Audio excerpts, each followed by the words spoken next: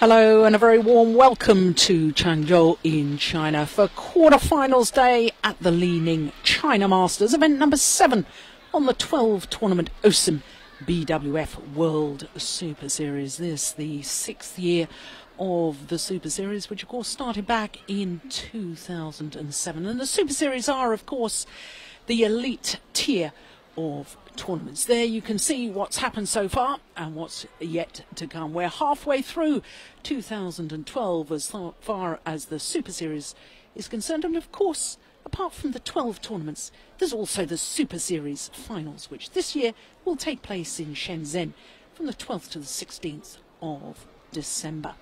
Top 8 in each of the 5 disciplines qualify for those Super Series Finals. But as I say, it is quarterfinals day today and 5 matches for you this afternoon. And when you look at that lineup and you consider that every single match, all 5 matches, feature an Olympic medalist, that's an indication of how good the lineup is on quarterfinal stage. We're going to start with the mixed doubles and the defending champions from China, Zhu Chen and Ma Jin. They're up against a new Danish pairing of Christiansen and Hauman. Then women's singles and the world champion Wang Yihan, beaten in that Olympic final. Of course, she's up against the 3-time world junior champion Intanon Rachanek. Then men's singles and the defending champion, the Olympic bronze medalist Chen Long, up against the young Indian player Guru Saidat. Then we'll have women's singles and another youngster from India, Sindhu, who will be up against the Olympic champion Li Ning. And men's doubles will finish us off this evening in the form of the number 8 seeds Gang On from Malaysia. They're up against the Olympic mixed doubles champion Jiang Nan, back with his former men's doubles partner Chai Biao. So it really is a terrific lineup, as I say, as we welcome the players onto court for the first of our quarterfinals. And this Danish combination, a brand new pairing. Well, what a tall order for the Danes up against the number 1 pair in the world, the Olympic silver medalist, also bronze medalist at World Championships last year, but recently moved up to number 1 around the world ranking, overtaking the Olympic champions on the 16th of August.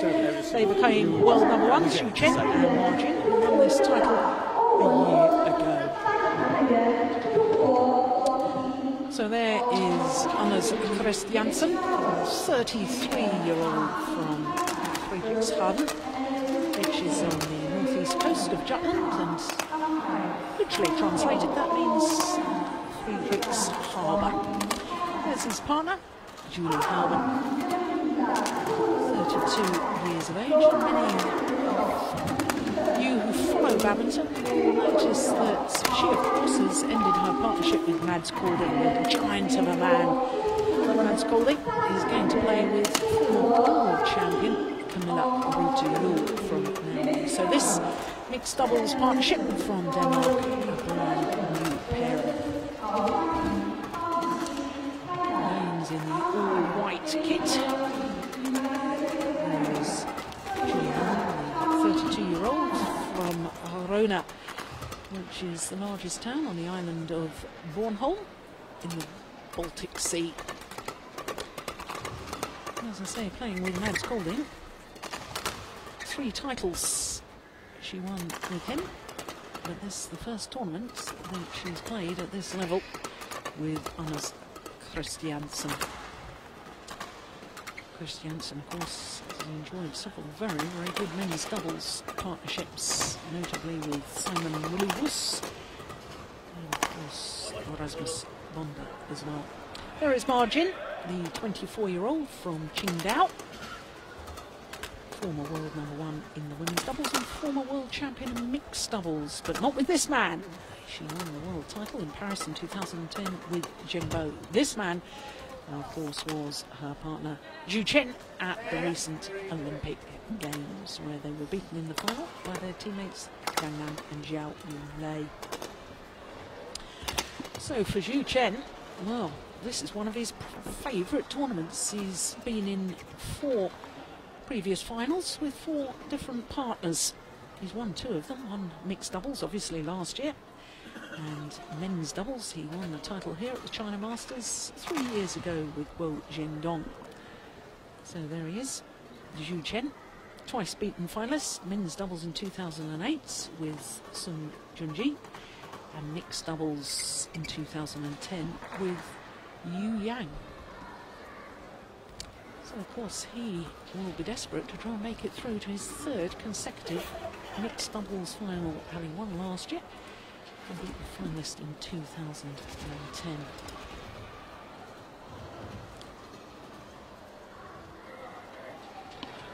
Just about ready for the start of this quarter-final. All four seeds in the top half of the draw have progressed through to this quarter-final stage. Only one seed remains in the bottom half.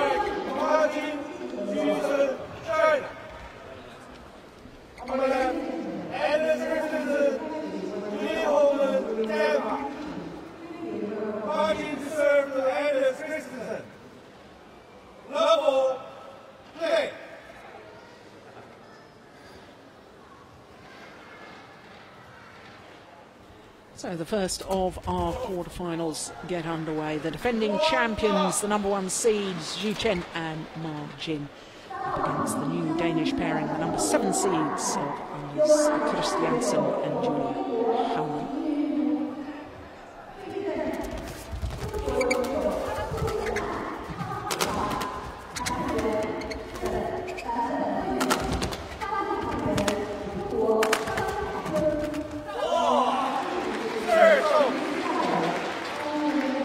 The Danes will be free from any self-imposed pressure, not expected to win against the current world number ones.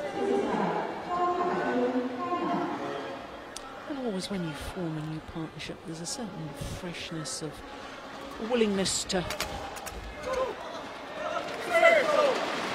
just put up with one or two mistakes from your partner, and a willingness to just test the tactics, see what formation favours you as a pair.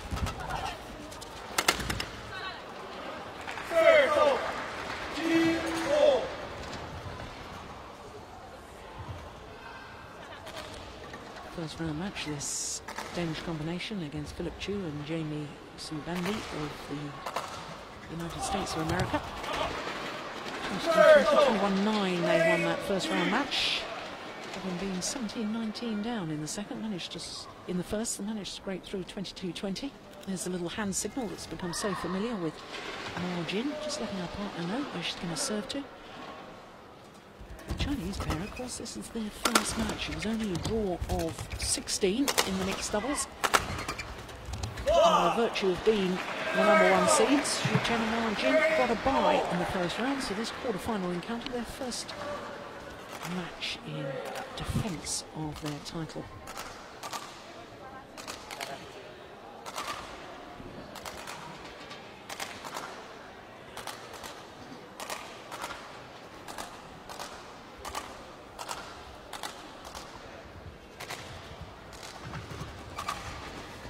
Oh, looked a nervous flick serve to me. Error.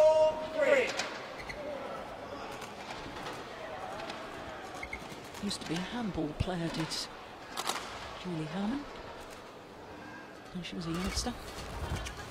Preferred badminton because it was more individual rather than a team sport.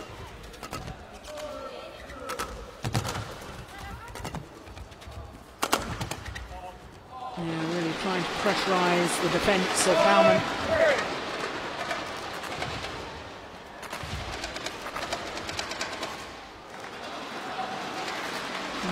Towards her right hip.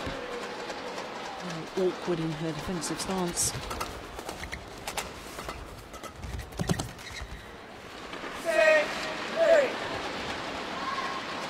She describes herself as needing action. Likes to be involved. And because of that, she'll rush forward to the net as much as possible. Bit of a fan of socks as well.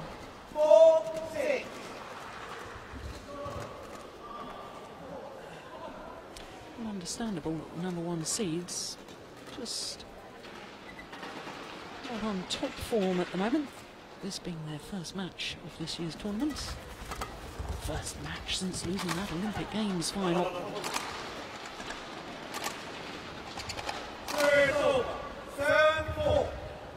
Oof. Well, that was clearly in.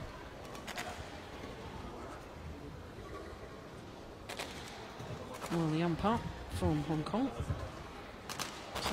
just saying, well, I couldn't see it clearly, therefore I didn't overrule it, but of course the entire crowd, including the players, able to watch the replay on the giant screen, and it was quite clear that that shuttle had landed in and therefore should have been a point to the Danish pair. But such is life.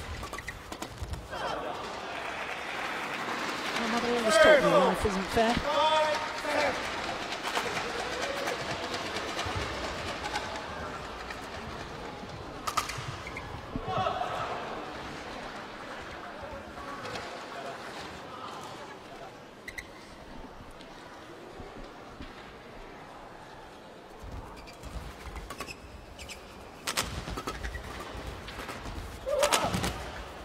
Oh, good defence. Yeah, well worked rally. Yeah, a little smile. He knows he was lucky. There was a missed hit defensive shot that worked an absolute treat. So now the deficit, just 1 point. 6-7. Oh, service fault called. Struck above the waist. And she looked as if she rushed her low serve earlier on. Service judge.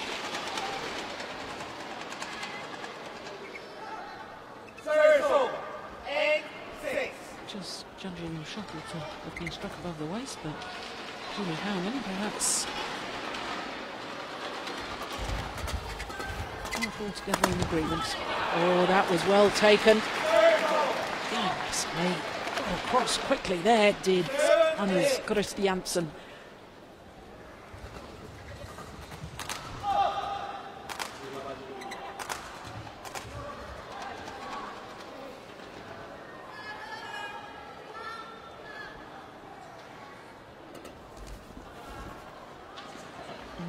Attempted flick serve and another error.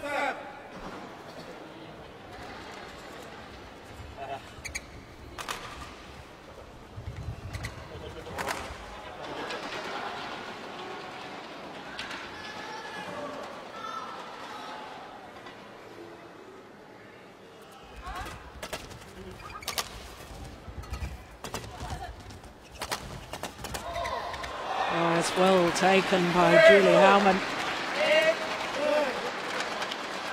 Very alert at the nets. The 32-year-old. Rack it up, ready. Good footwork. Look at that little sideways movement, keeping herself on balance.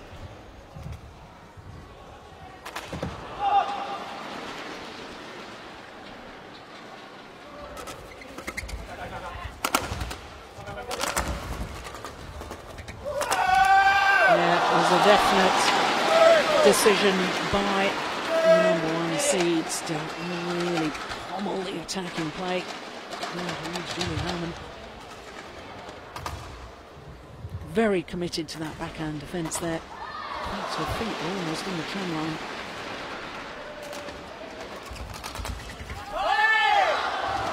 Oh, it's nicely placed. And indeed the defending champions have the advantage at the mid-game interval. A 3-point advantage to be precise.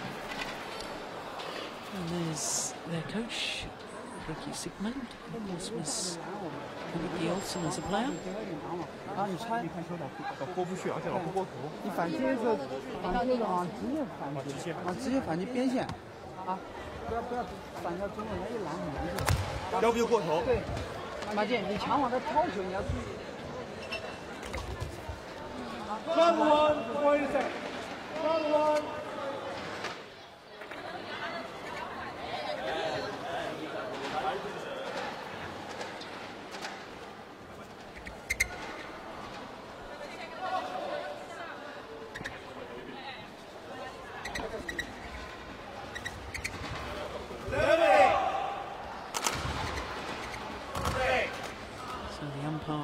for play to resume. Coach Chen Chi having issued his instructions for world number ones. And there's the attack on Hellman once again. In fact, he's very precise with his attacking play. Is Zhu Chen.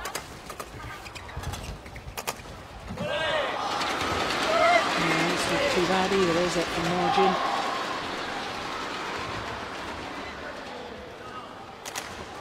Four straight points for the Chinese pair.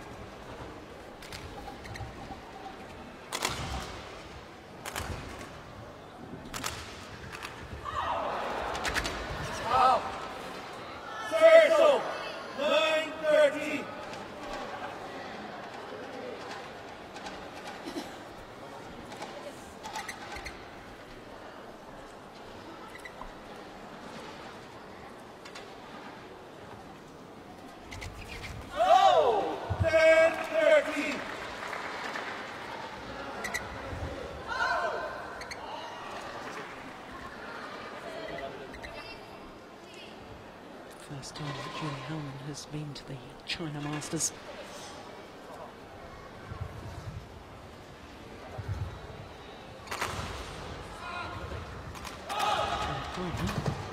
This is his third appearance here. Last year played men's doubles with Rasmus Bonda. Lost in the first round. And it's good judgments. 11-30.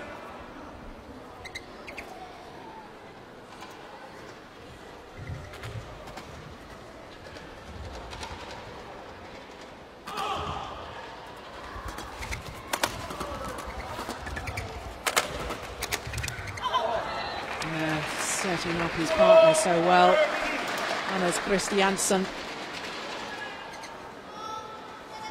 That was the one that did the damage.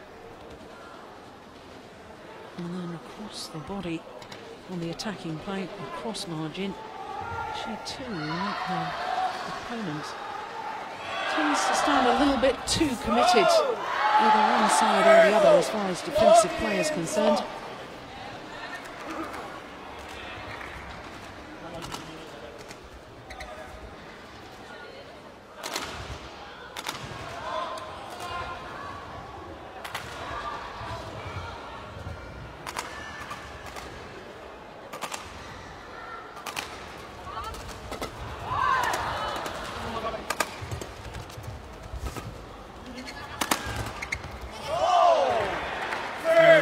Big power hits from Christiansen.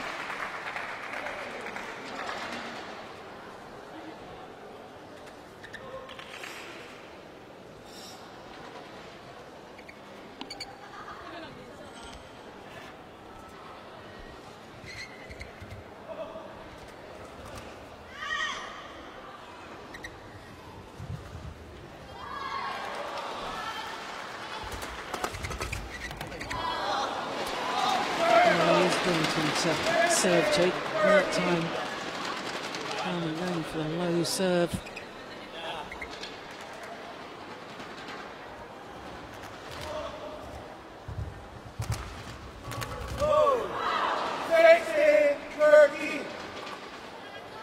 Missed opportunity.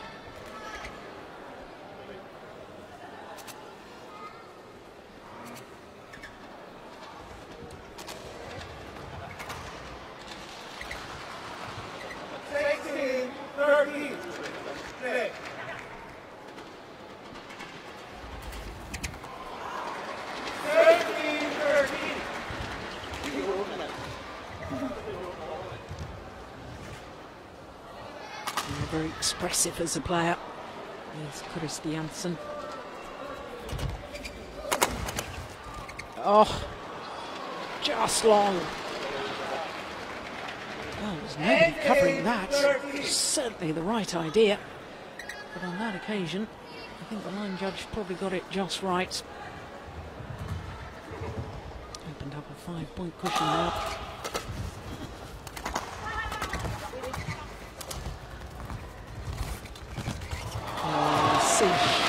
So goes sharp onto that, his margin.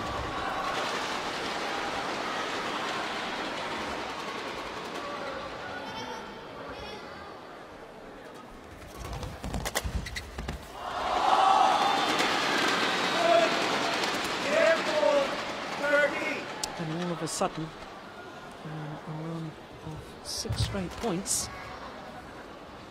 Number ones, 7 game points.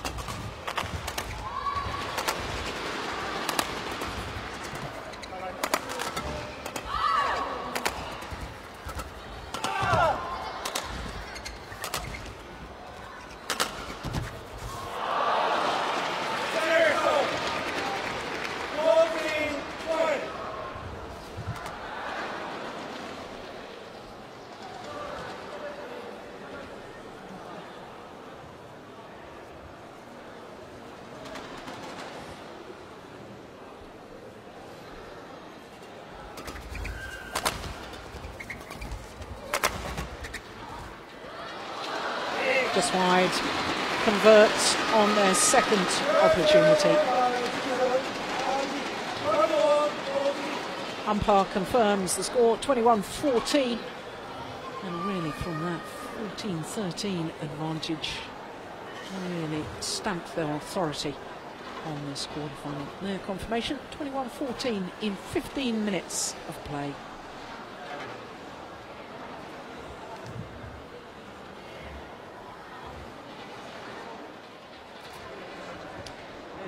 The Danish coach, Ricky Olsen, as she was.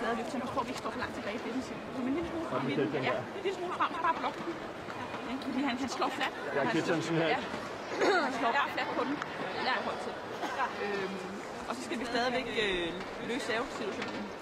Vi har lavet nogle fejl her nu. Der skal vi løse, når vi bliver kort med mikroen stadigvæk. Og så være ekstra klar, for han står klar nu. Ja, han rykker ret langt fra. Vi kan jo godt lave den der overspilning. Jeg synes stadig, vi skal prøve at udfordre Mille, fordi han laver det der ene gode tryk. Det er den eneste, der har vundet på det. Altså. Så bare få styr på det ned, hvis vi kan. Det gør ikke, det ikke helt så lange. Så man gerne lave vindinger. Han har også lavet 5 fejl nu. Ja, og nu tyrer han sikkert flat ud. Ja, det er jo det er præcis. Skal endnu længere frem her. Du arbejder hårdt også herovre. Ja, men det gør vi også. I forhold til. Og så stadig være klar på, at lige snart hun kommer frem, så vil vi gerne have den. Men jeg har holdt hende fint ud af spillet. Altså, det har været rigtig fint. Well, as the coaches leave the court, seem to be some very positive words there from Coach Ricky Olsen, Ricky Sigmund as she is now, expecting her third birth, the birth of her third child. And of course, as far as Ricky Olsen is concerned as a player, 4th in the Olympic Games, twice. Bronze medalist from the World Championships. And very experienced as a player, and passing on that knowledge to her players. The second game, number 1 seeds defending champion Li-Ning China margin, having taken the first, 21-14. There's Christy Jansen and Julie Hellman from Denmark. Unknown as a partnership. We know that they're both very fine players. Because Zhu Chen moved back so quickly. I thought initially he was deceived by that flank serve, but got back so quickly to thunder down the smash. And he hit that with venom. And I know that during the final of the Korean Open earlier this year, Zhu Chen had a smash at 295 kilometres an hour. He's one of the game's biggest smashers.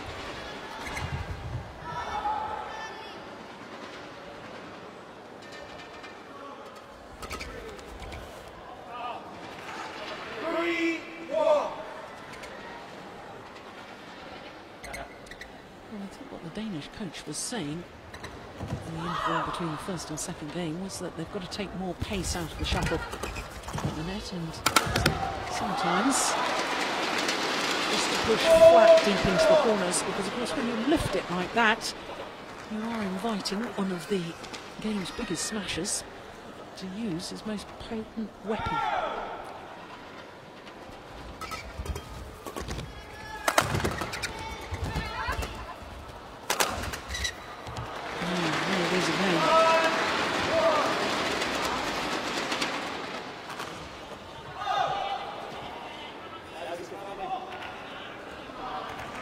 This Chinese pairing formed their partnership at the beginning of last year, 2011. So it's only their second year together.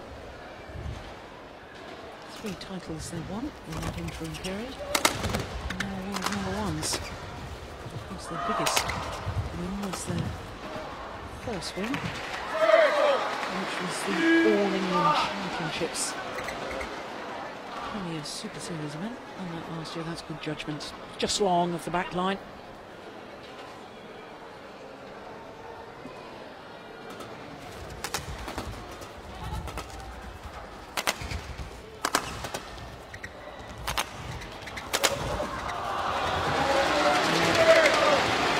Just nowhere near the defensive shots. Backtracking in courts. Courage to stand the ground in all fairness. Backhand clear from Chris Janssen. Played his partner into trouble.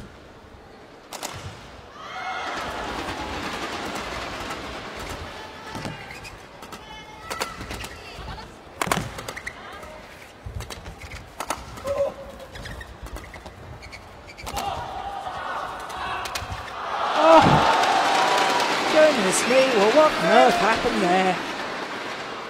He played the most glorious drop shot. It seemed to get his jump all mistimed and ended up on the floor. But nonetheless, it was a wonderful winner.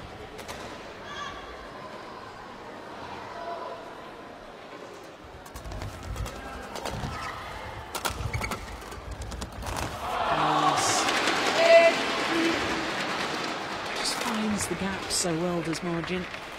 Often it's just delicate little blocks, just finding the space.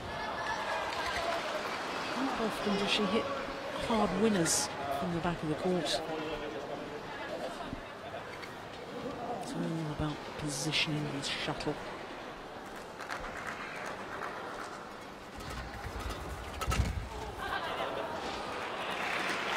And good aggression. The Danes, the number 7 seeds, want to progress further in this quarter-final, and I suggest they need to start closing this gap right now.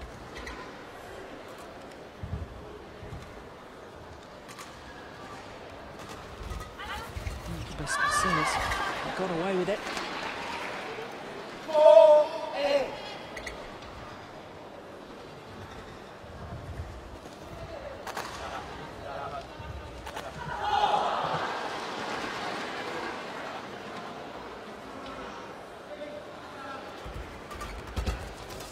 Oh, that's clever. All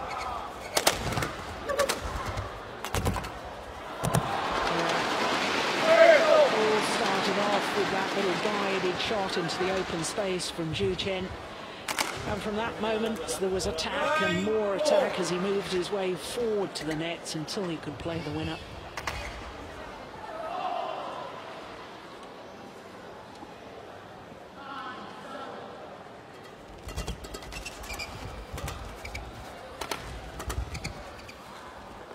Pushed long.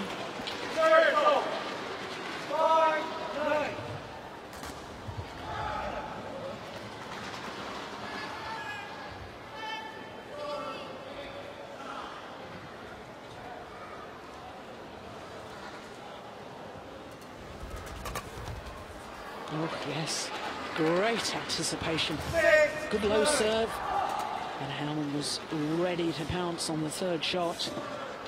Serve, return and third shots, absolutely critical in doubles. Good flick serve. Yeah, once again it was control right from the onset of the rally. Well, I suggested they needed to try and close this gap, and indeed they have. Just 2 points in it now.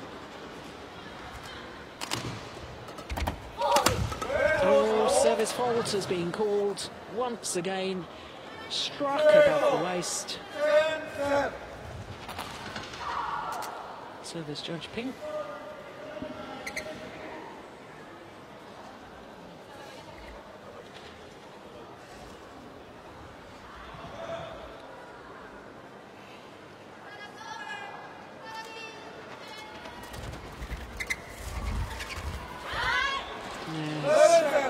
pressure shot to try. And that cross-court net shot error means that the defending champions have a 4-point advantage at the mid-game interval. Altså, det er fint, når Julie udfordrer der. Hun laver fejl en gang, men det er sgu fint. Altså, hvis du skal have udfordret hende. Hun spiller dem op blødt igen hver gang. Også det der med, altså, Anders bruger bløde slag, så for hårde. Fordi hårde får de flytte meget hurtigere i forhold til, det er rigtig godt, når du får variationen på. Og når vi slår hårdt, så er det Ja, helt klart. Ja. Vi skal lige rykke her. Ja. Og vi skal begge to fremad med. Vi spiller den ikke over os.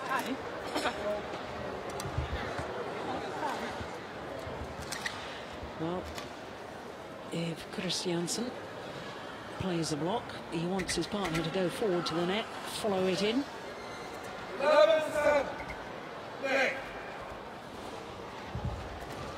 Coordination of that forearm. Wonderful. So he generates the speed on his smash. So 11-7. Oh, she's so sharp. There she is again.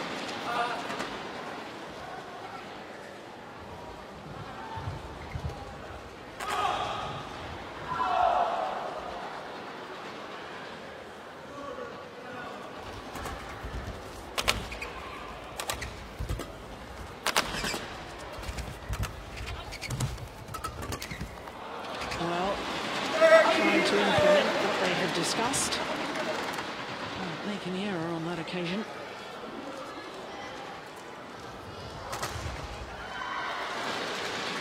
And the Olympic silver medalists now just beginning to impose their dominance on this quarter-final. Looks very calm, doesn't she? Margin. Once again, in the right place, desperately trying to do what Ulrika Olsen, her coach, had suggested, which was the little block. There she is.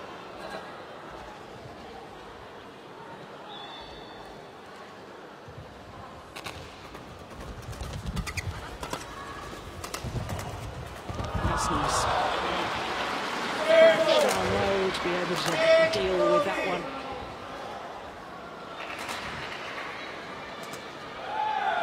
Push deep into the back corner.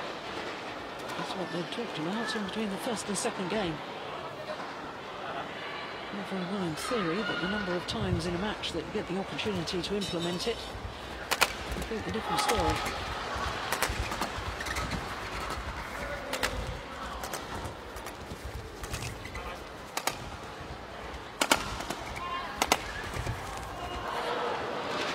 Dane's queuing up for that one.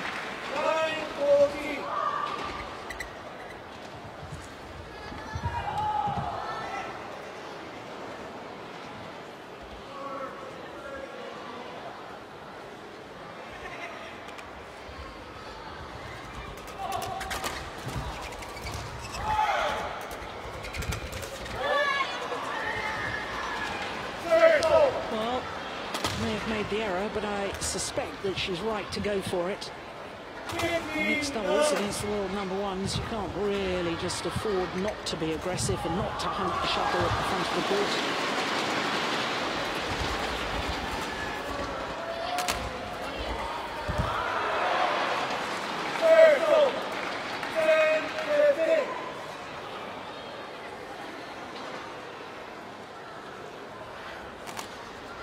And there's the delightful little block that he had talked about, and as he had suggested, he move forward. That's a wonderful smash.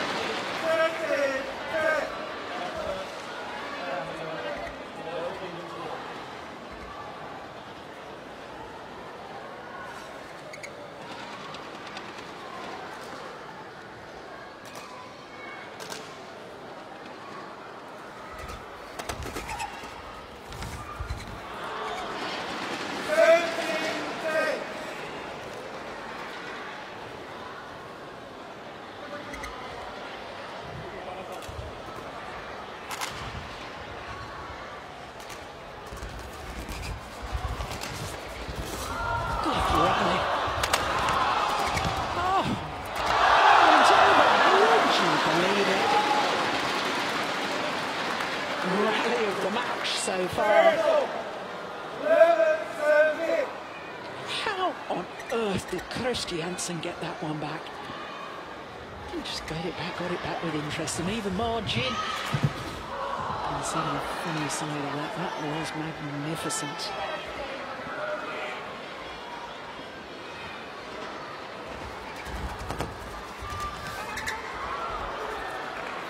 Just wide, right idea.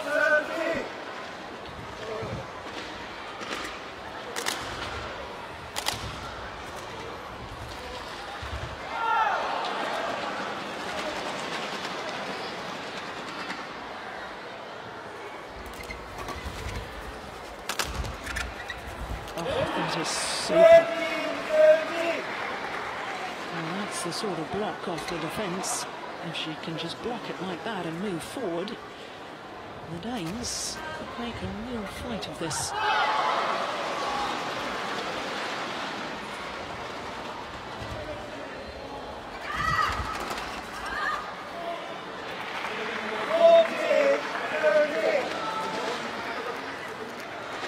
Four straight points, and all of a sudden it's believable that they can catch back up.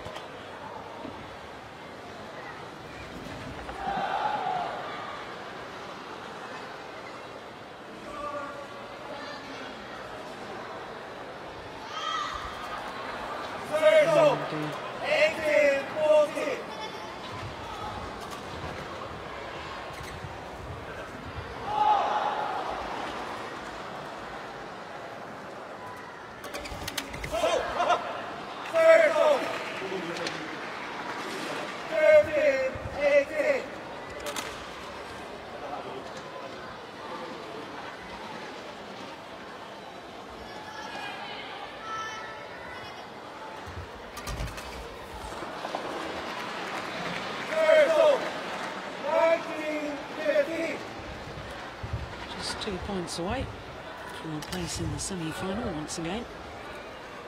I say once again because all 6 previous tournaments they've played so far this year have reached at least the semi-final. And of course, in King's Four Finals, really open at the start of the year. And they'll have 5 match point opportunities to make it through to the second semi-final in the 7 tournaments of 2012.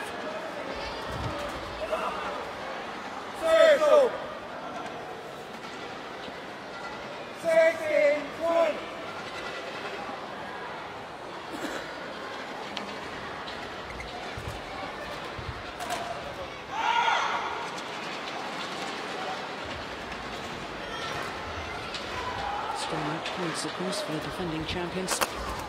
And this time, they convert. 21-14, 21-16 in 31 minutes of play. And last year's champions keep their good run of form going. But I have to say, although Anders Christiansen is obviously disappointed, he and Julian Talman have an awful lot of potential as a mixed doubles player. There's confirmation of the score, and Zhu Chen and Ma Jin are through to the semi-final.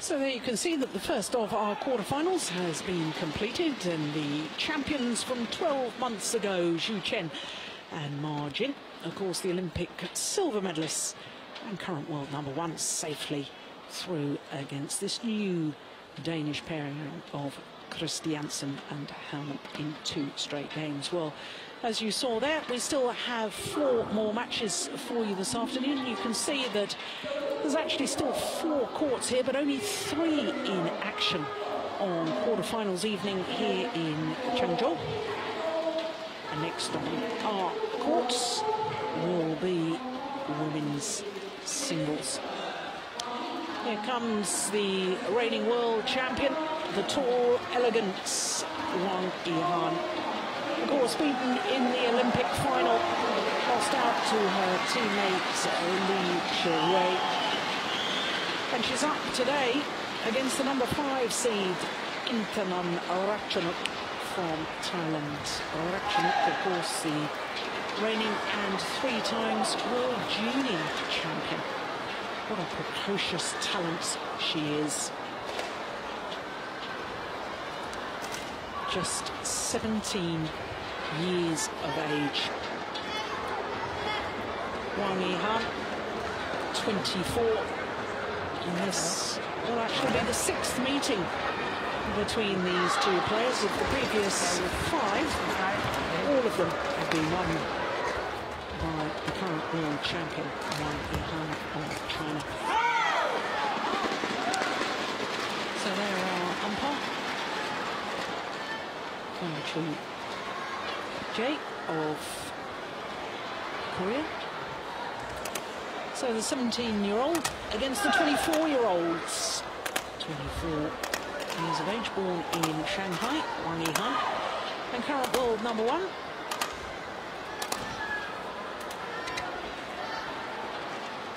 A battle of world champions.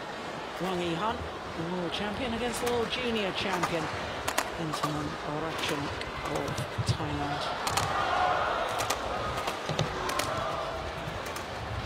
Two supreme athletes.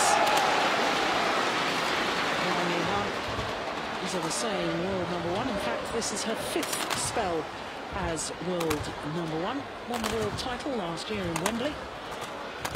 And as for this young lady, the 17-year-old, well, 3 times world junior champion. First and only player to achieve that. And also the first and only player so far from Thailand to win the world title at senior or junior level. Has since been the world champion in doubles at junior level, and she was the first to win any world title. For Wang Yihan, well, this perhaps has not been one of her favourite tournaments. She's never reached the final here, and there is her coach.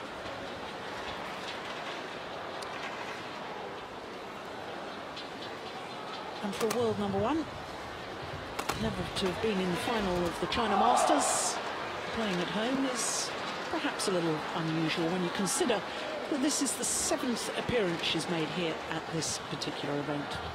4 times she's been a semi-finalist, but never progressed beyond that.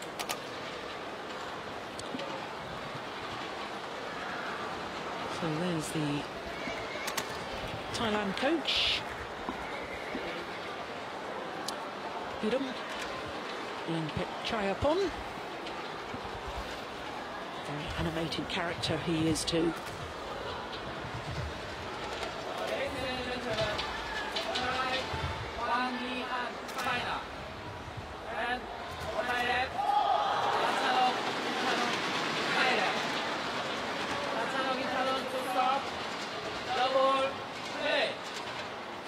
So the umpire, Kang Choi Jae of Korea, gets this women's singles quarter-final underway.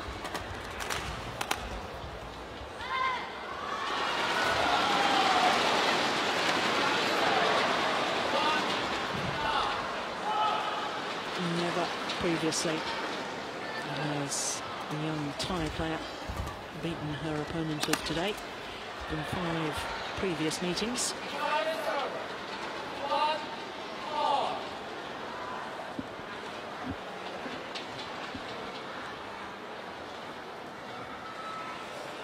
Has once gone to 3 games, incidentally. It was at last year's World Championships in Wembley, where Wang Yihan went on to take the gold medal. But the only player in winning that world title that took a game off Wang Yihan was her opponent of today.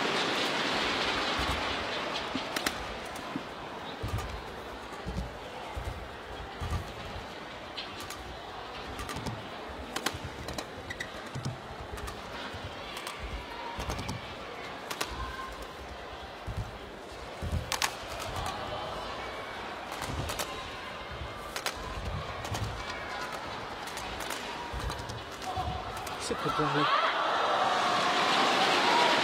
She's done all the hard work.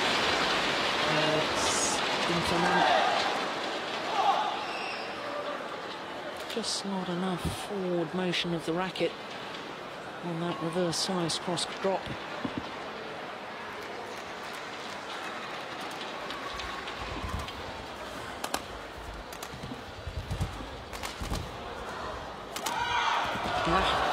Makes amends on the next one. Goodness me, that's mature play, isn't it? Error on that exact same shot, the previous rally. That time, much more push through with the racket and plays the outright winner. And of course, many of you, I hope, remember her Olympic quarter-final. Almost caused a major upset against the #2 seed Wang Sin from China. She was a game and 16-9 up was the youngster from Thailand. And then from her perspective, tragically, only won another 2 points out of the next 14. Looked certain at one stage as if she was going to cause the biggest upset of the Olympic tournament, but it wasn't to be.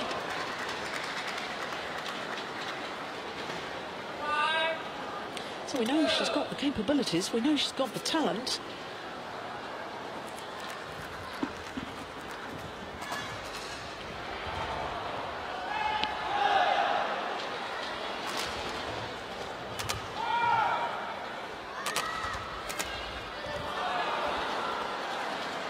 Yeah, that's demonstrated there. It's interesting that Ratchanok has actually stated that her favourite sports person is Wang Yihan, the lady she's playing against. Oh, it's called wide. That must have been desperately close. No, doesn't inspire or intimidate. Yeah, good call, line judge. Was wide by a fraction. Playing against your idol.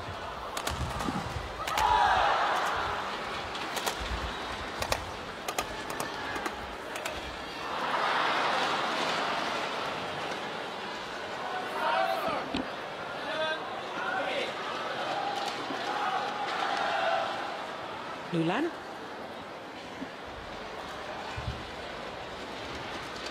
Former world champion from Changzhou. I understand she's certainly not part of the National Training Centre. May have retired as a player. Oh, that's overdone.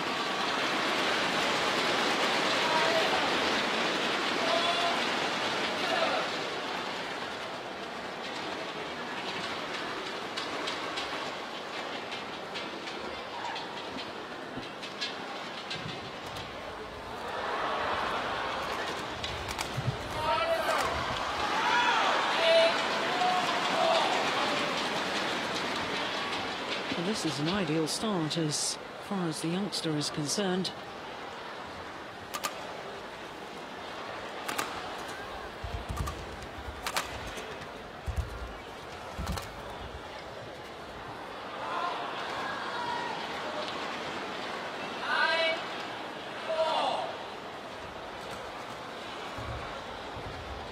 Well, real disappointment from Wang Yihan on the realisation at the medal ceremony of the Olympic Games that she'd missed her opportunity for a gold medal.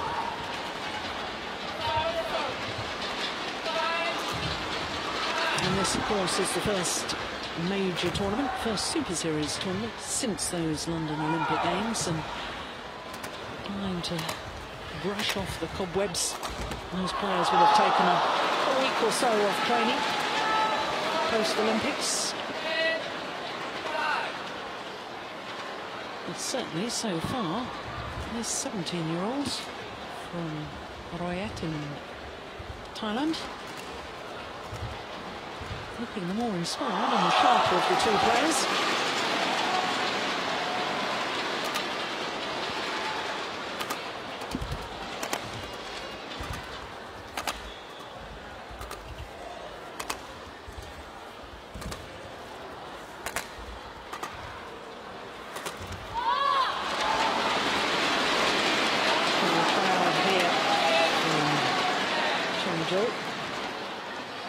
desperately trying to lift Wang Yihan. They sense that she's in a bit of trouble here.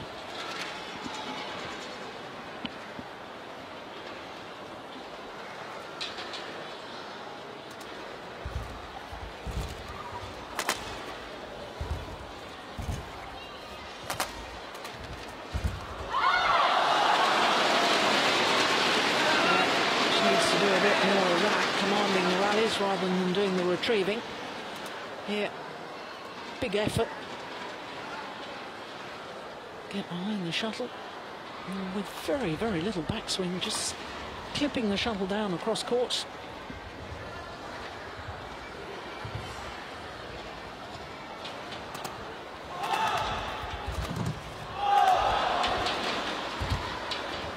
It's a nice net shot. Good disguise.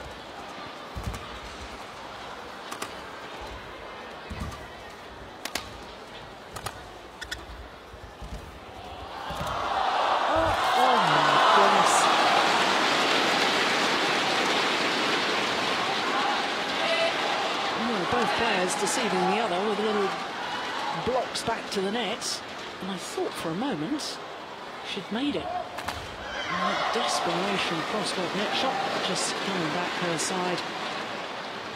And the gap closed to just 2 points now.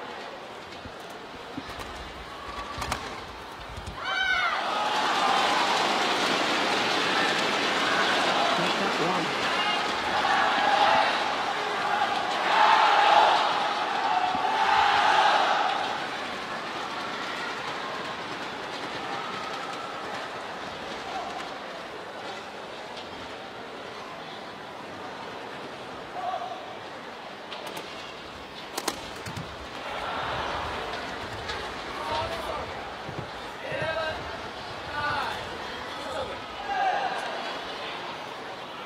So she still has the lead, but not perhaps as big a lead as it might have been.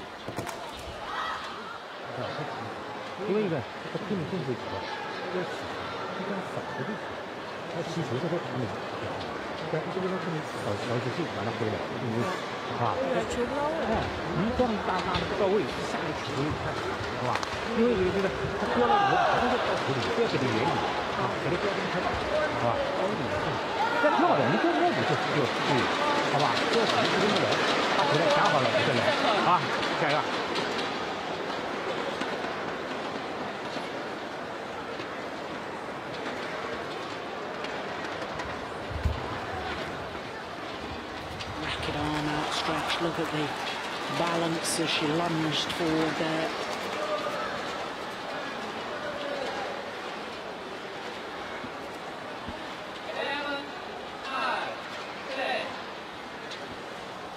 So 11-9, the 2-point advantage to the world junior champion.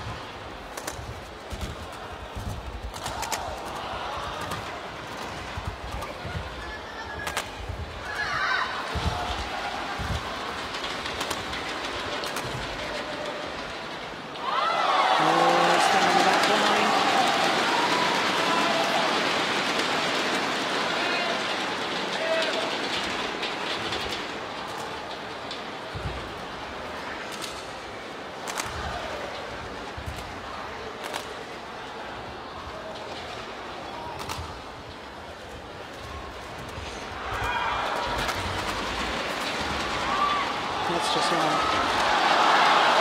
There's a little bit of a drift in this magnificent arena in Changzhou.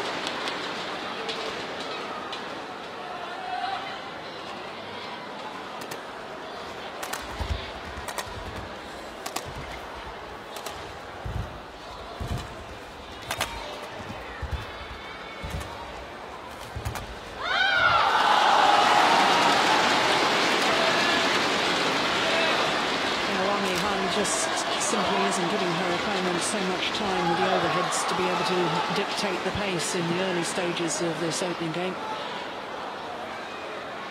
Intanon Ratchanuk had the time with the overheads, and therefore she was able to use her deception. Now just isn't getting the time at all. The first time since that 1-love lead in the first game.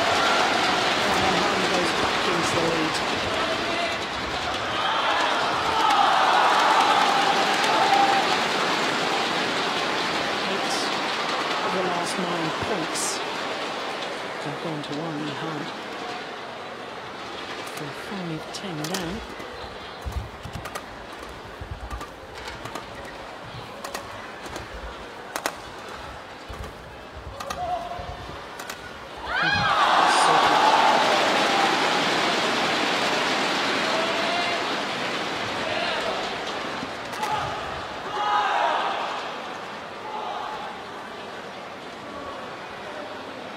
Oh, she seems to have gone up again.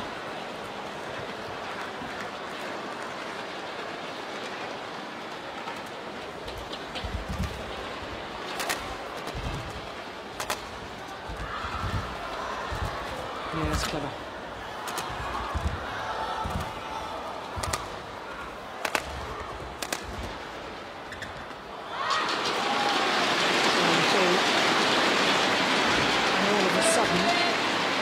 This young lady who's doing all the chasing. Oof. Long bow whisker. 10 of the last 11 points now going to the #1 seed. This round is absolutely extraordinary.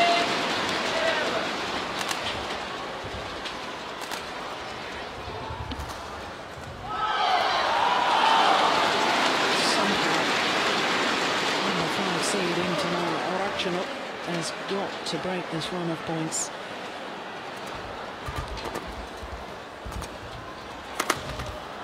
Missed that too.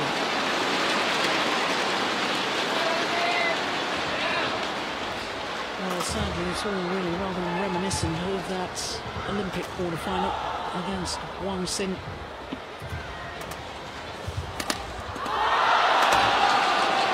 That's more like it. What she was doing in the early stages.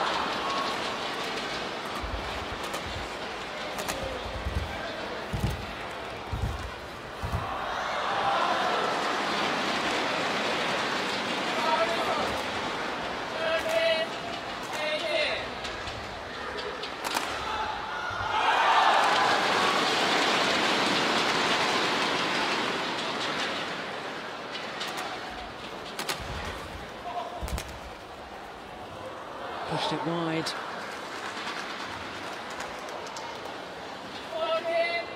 There's been a real ebb and flow of this match so far.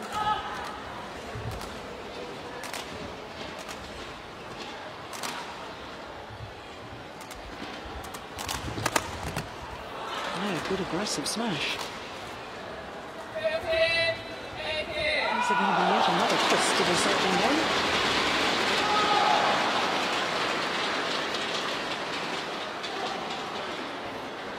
We saw a huge shock yesterday in the women's singles when the #3 seed, Wang Shouxian, went out to the young Japanese player Minatsu Mitani.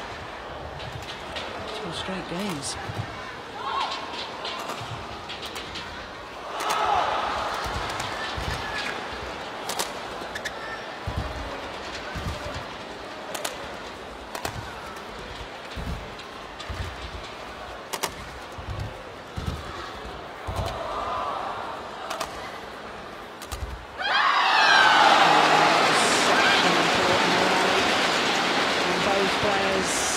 Sense that. Just keep a little look at the Thailand coach at the end of this rally. It really shows us how he's feeling. I think we can safely say he was a little disappointed with that one.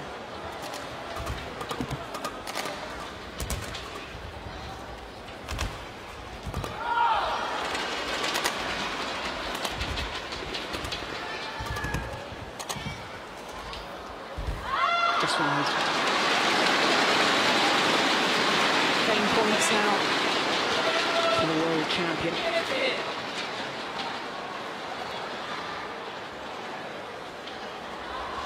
Having been 5-10 down in this opening game. Now 5 game point opportunities.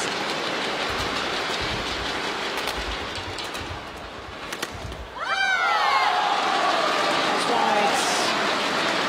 Converts on the first of those opportunities. 21-15. And what a comeback by world number 1, Li-Ning.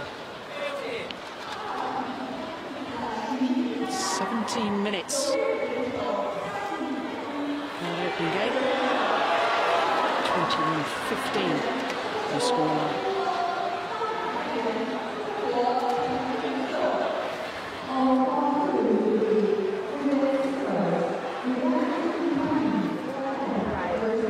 บางครั้งกระชากเร็วบางครั้งก็ฟันเร็วจังหวะนี้ตบนะแล้วบางทีเข้าตัวยัดตัวใช่ไหมเล่นต้องหลากหลายแต่ว่าคุมเกมลูกเกมบุกไว้มันฟันมาปุ๊บเลี้ยวเร็วๆนะหรือแทงกลับต้องแทงให้เร็วไม่ใช่แทงลอยขึ้นไปนะแทงลอยขึ้นไปมันสูงมันก็ทำเอาใช่ไหมนะต้องเล่นต้องบีบมันบีบเกมมันนะย้อนมั่งฉีกมั่งแต่ว่าคุมเป็นฝ่ายบุกไว้ใช่ไหมขึ้นมาชกวิ่งลากคอยจังหวะได้มันกระชากมาแล้วก็โผล่หลังมันช้าหนูตีแบบช้าใช่แล้วลูกเวลาเขาจี้มาเนี่ยเราเป็นม้วนรอแล้วก็ตีต่ำอย่างนี้ขึ้นบนแล้วก็ขึ้นบนแล้วเกี่ยวลงเร็วปันเร็วใช่ไหมถ้าบางทีมันดักแล้วกระชากเร็วนะกระชากเร็วมันเกี่ยวแล้วก็เข้าไปหยอดเข้าไปเลี้ยวนะอย่าไปเล่นช้าไม่ได้นะเล่นต้องนะจังหวะนี้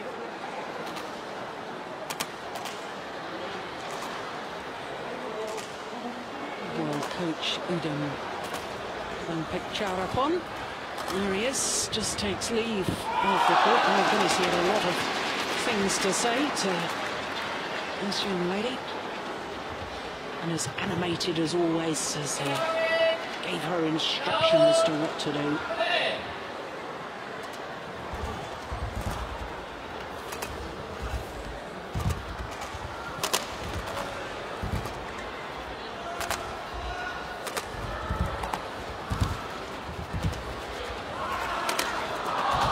Smash.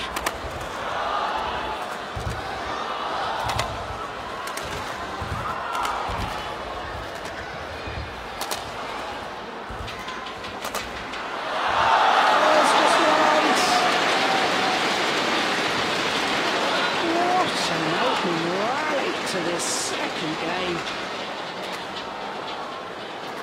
Played at a ferocious pace.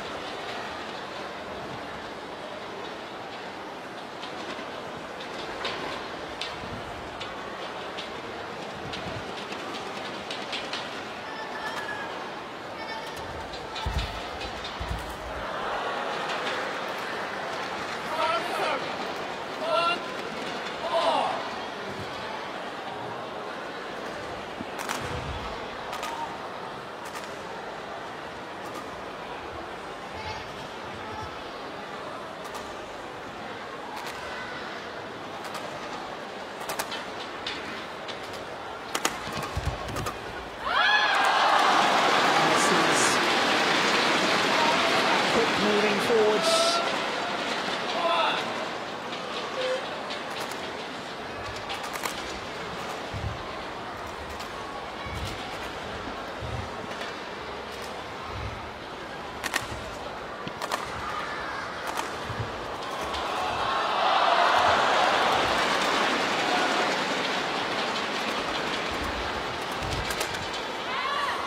That's a long back line. Got to keep her mental discipline now. A little word from her coach, a little nod of acknowledgement.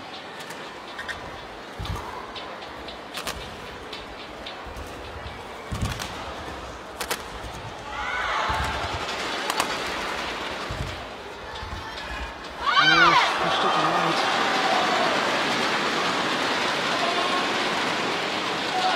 I keep forgetting she's only 17 years of age. already achieved so much in the game. Zintan Ratchanok won her first international title for Vietnam International when she was 14 years, 2 months and 21 days old. Absolutely extraordinary.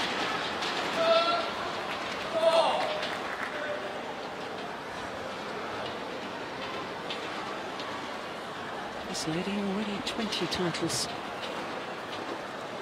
14 of them Super Series, including 3 Premier Super Series tournaments. The only singles player last year to win 3 of the 5 Premier events.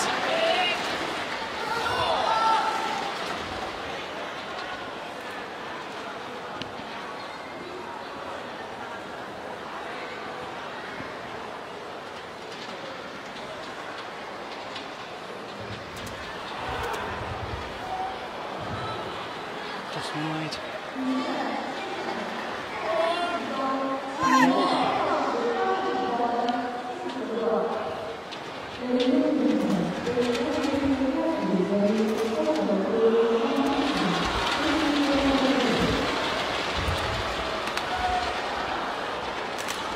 Yeah, so deceptive is Ratchanok.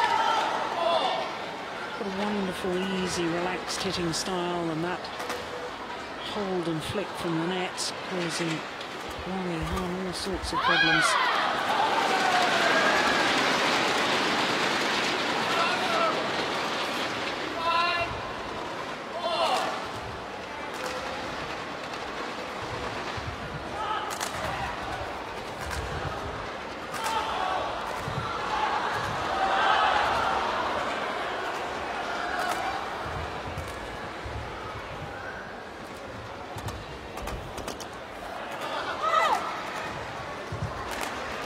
That's a shot that Wang Yihan often tries, and in all honesty often makes an error on.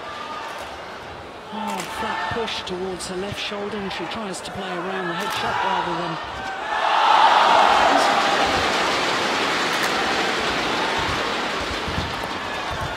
Oh, great control. Perfect neck response.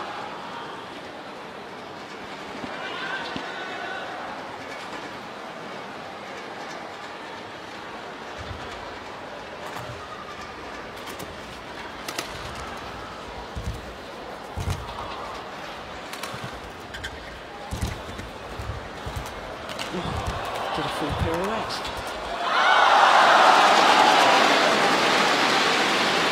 Record on the net shots. Wang had to be awfully careful that she didn't play that kill before the shuttle had crossed over the net, or indeed touched the net. There was the net court. A little look from Inclinon towards the umpire, with no call of a fault.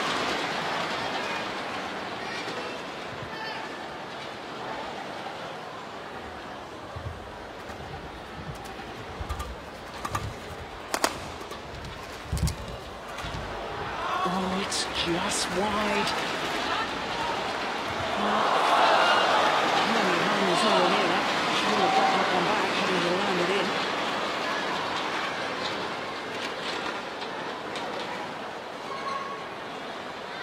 '2009 World Champion Moonman in Hyderabad in India.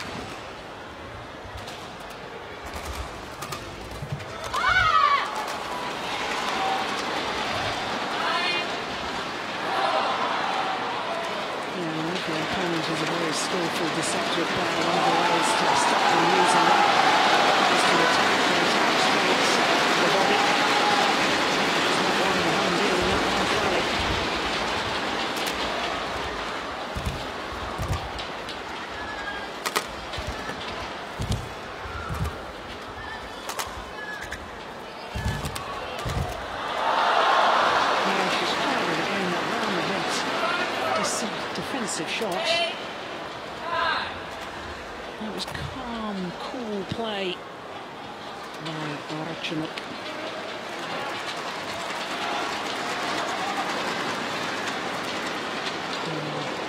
Up from Czech Republic is tournament referee.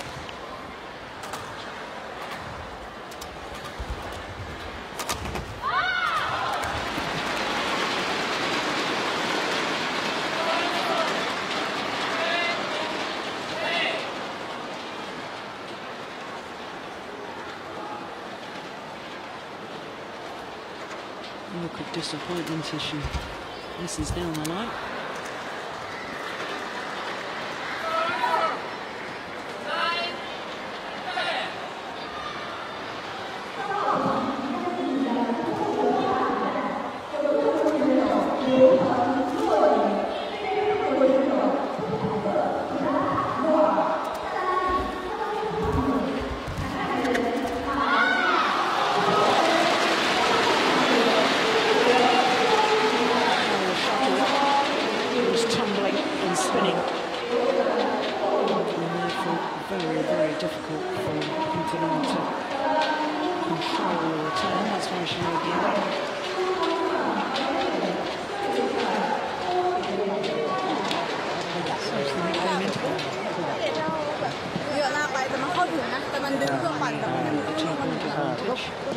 เราไม่ประกบนี่อย่างลูกที่เราประกบได้ยัดนะเราพอเราหยอดดีเขาเข้าต่ำอย่างนี้นะเราไปถอยอ่ะเราชอบ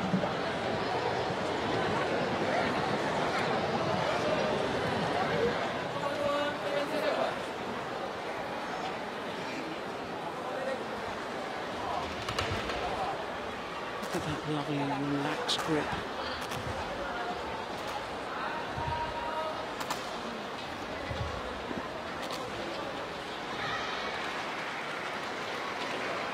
Well, I said a little earlier that she needed to keep her mental discipline. She managed to do that because there's only 2 points in it. But indeed, the world champion has the advantage.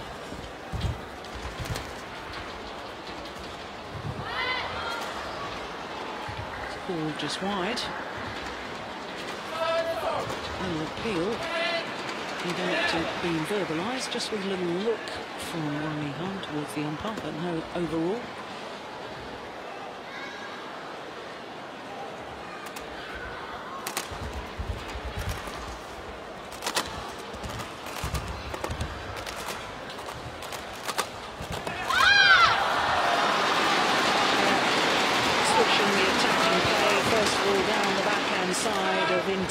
Then a fast one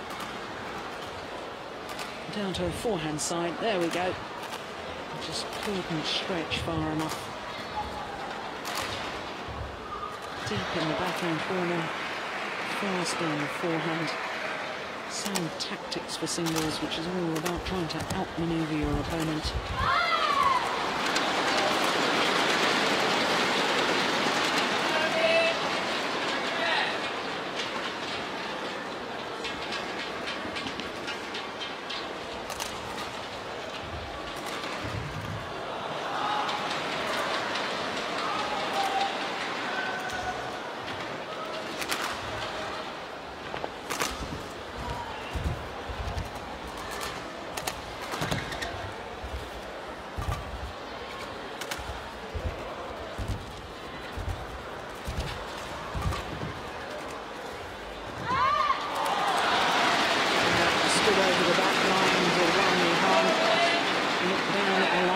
Up at the shuttle, got a spatial awareness, knew it was going to go long. But my goodness, it was closer than I thought.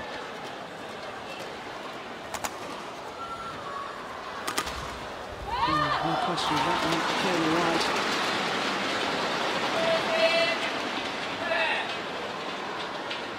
4 straight points, and all of a sudden it looks a comfortable lead once again for Wang Yi.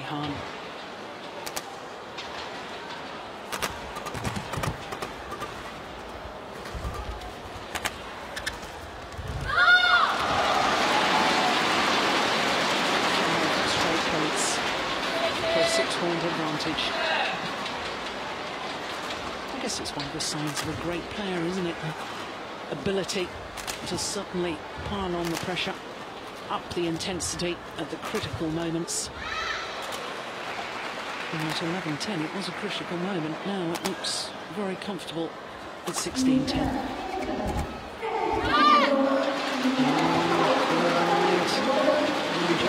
Very quick on his call there.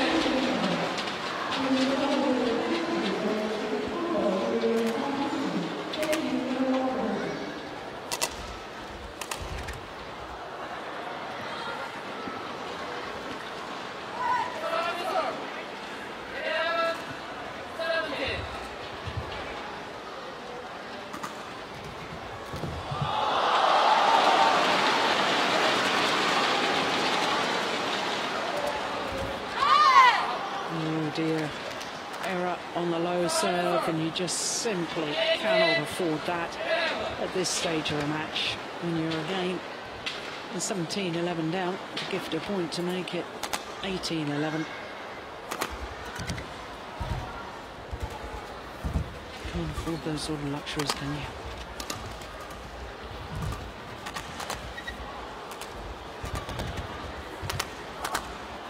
Now makes amends the next rally. She really is a great fighter. Good mental attitude.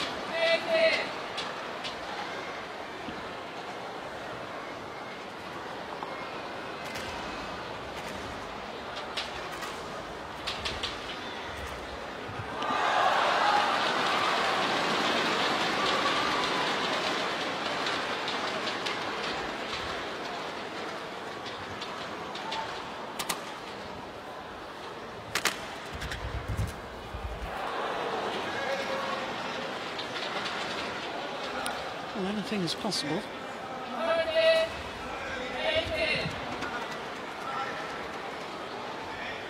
Especially against world number one Li-Ning, because she is at times erratic.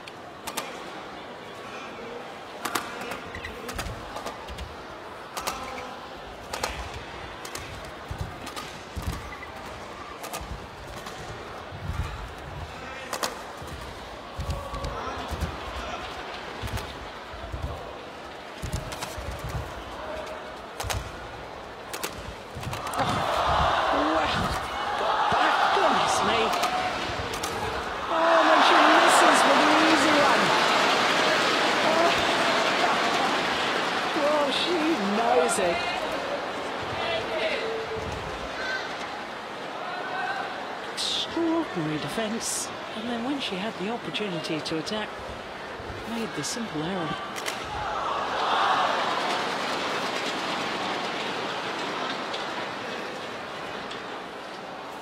Well, the player's been allowed to towel down, and that's good umpiring. Tough rally, and this match really has been played at a very, very good pace.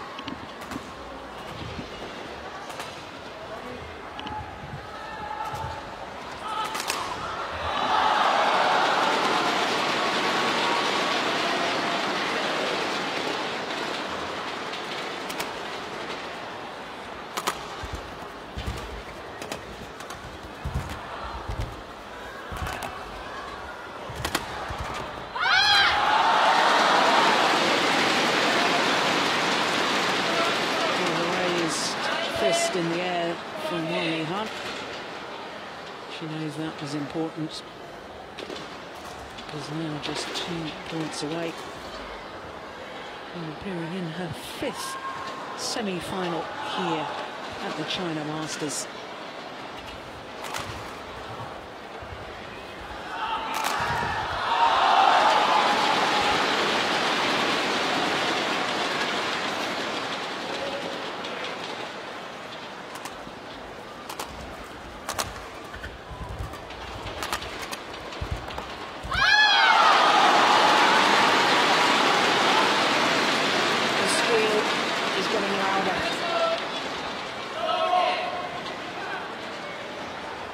Six match point opportunities for Li-Ning.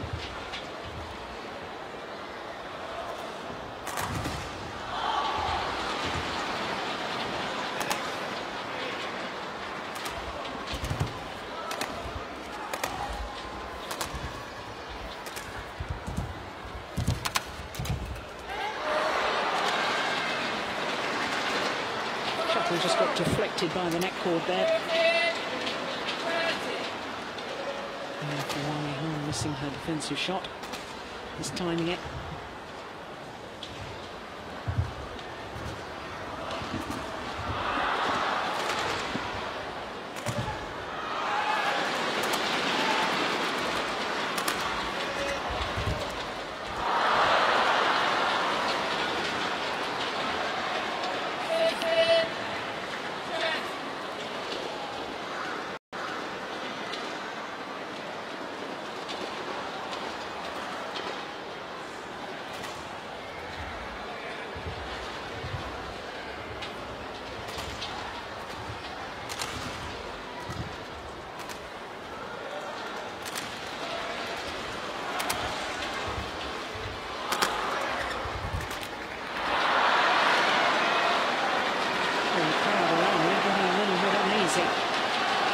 Two people here in Changzhou, just shifting in their seats a little. Because 3 match points are coming back. And another 3 remain. Yeah, even one's coach is looking a little uncomfortable at the moment.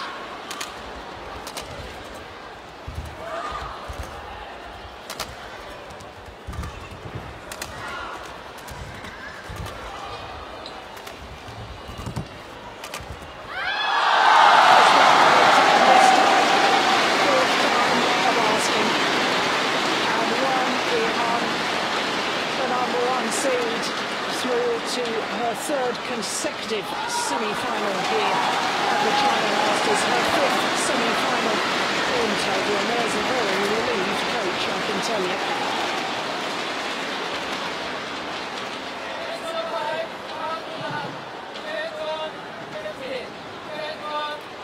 In women's singles here, the only discipline where the Olympic gold and silver medalists are taking part.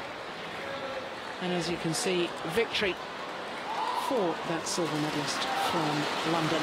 Wang Yihan over Intanon Arachen at 21-15, 21-17 in 38 minutes of play.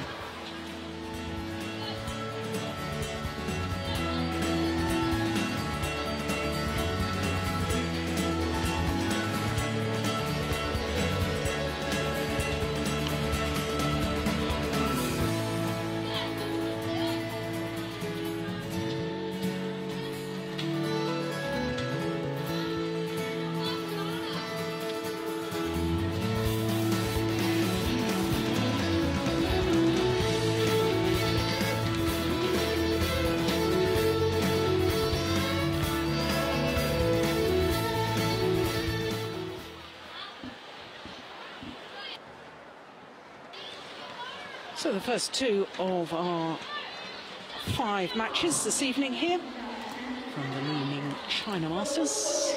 Event number 7 on the OSIM BWF World Superseries. First 2 matches have been complete. And 2 victories to Chinese players. Next on courts is the defending champion in the men's singles, Chen Long of China. And he's up against the young Indian player, Raja Manuri Ventata Gurusaidat. I'll give him the length of his full name there.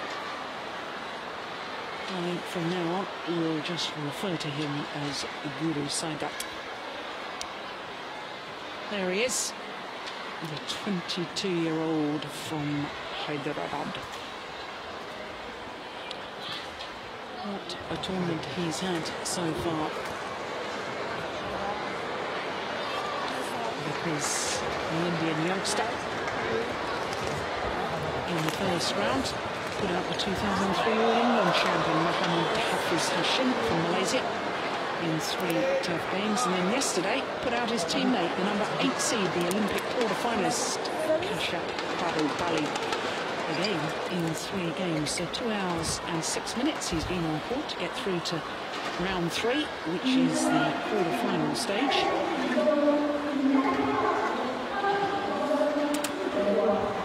And his opponent today, Chen Long, who he too had a tough opening match because he had to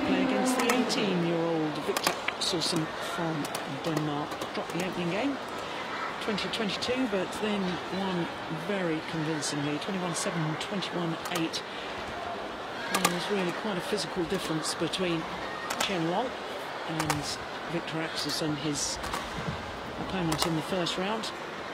As you can see, Chen Long from China, very physical, strong specimen. 23-year-olds from Fujian, on the east coast of China. And there is Raja Manuri Ventata Guru Saidat.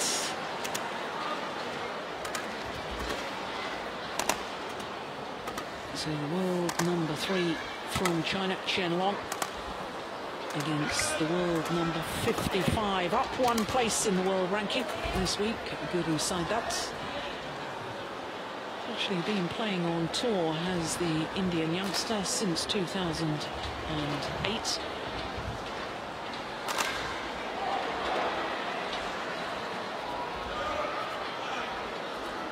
And this man actually really became a regular on the tour a year later, 2009. Here's his coach, former world champion, Changzhou. Olympic bronze medalist as well, Changzhou, now coaching the London Olympic bronze medalist. For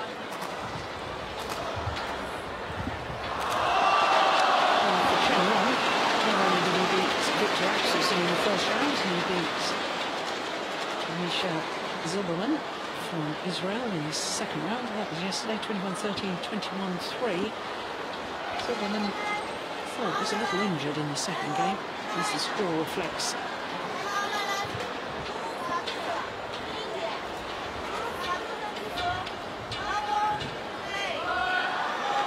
So our umpire from China calls this quarter-final to get underway.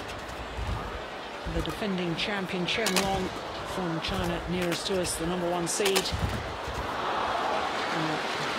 against the 22-year-old from India, Guru Saidat. This is the 3rd meeting between these two men.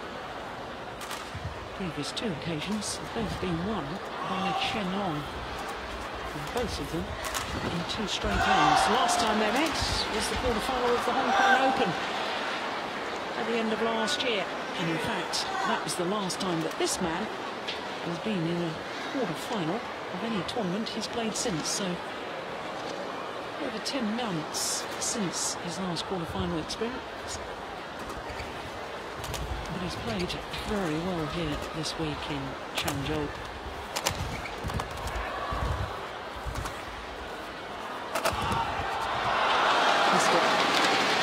He's started this match very well indeed.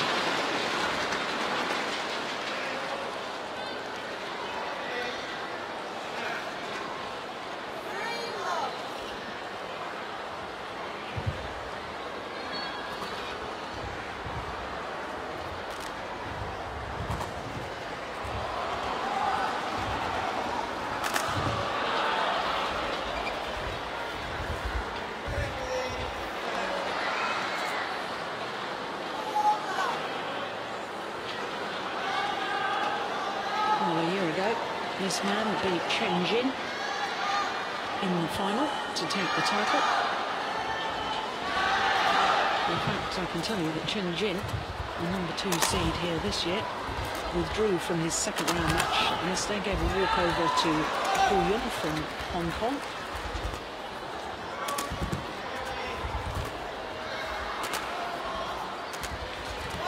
He's overdone it.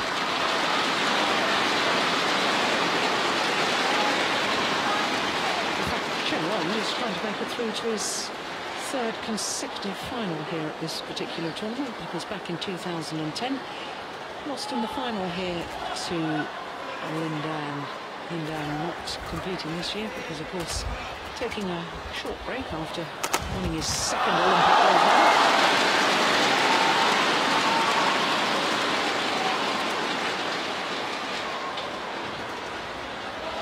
And there you can really see the physicality of Chen Long.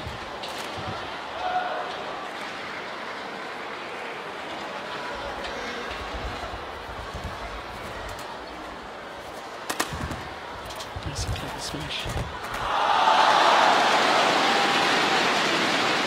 was just saying that Changzhou withdrew from his second round encounter. I can tell you, in the bottom half of the draw, all 4 seeds in the bottom half are out.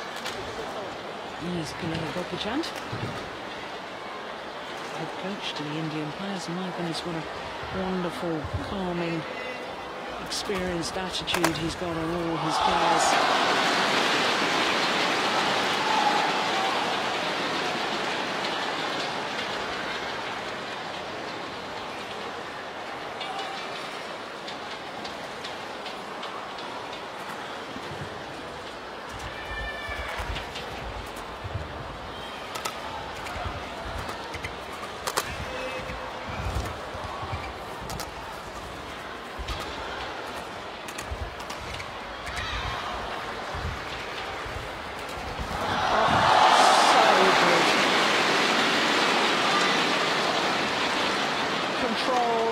Shots, and then Chen Long, having played that net shot, look how he's hovering, ready to launch himself towards the net to play that kill.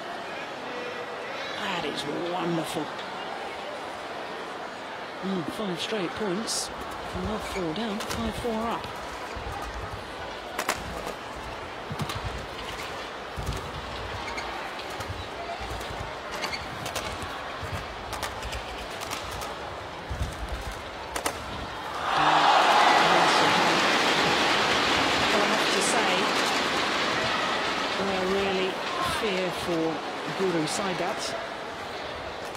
He's got a wonderful, wonderful attitude on court. He's such a terrific fighter. But he doesn't have the big winning shots, the power play or the explosive movement of his opponent. He therefore relies very much on his retrieving capabilities and his steady all-round good play and his fighting spirit. And I think against a player as physically strong as Chen Long, that perhaps is going to be a tall order to break down this man.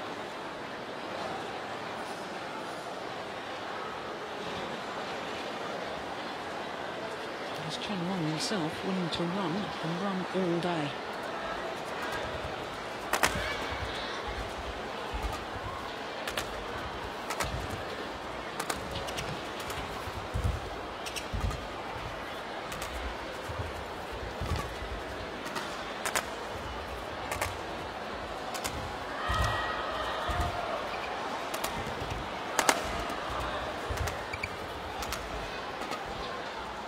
This is the sort of rally throw that will suit Guru Saidat.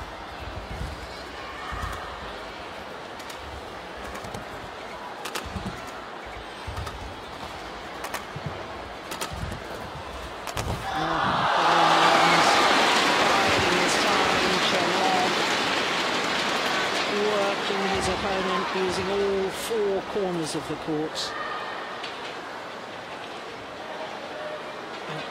The sort of thing that I was talking about, alluding to just a moment ago. Suddenly he's got that pace of movement, that explosive power in the legs to suddenly rush forward to the net to play the kill.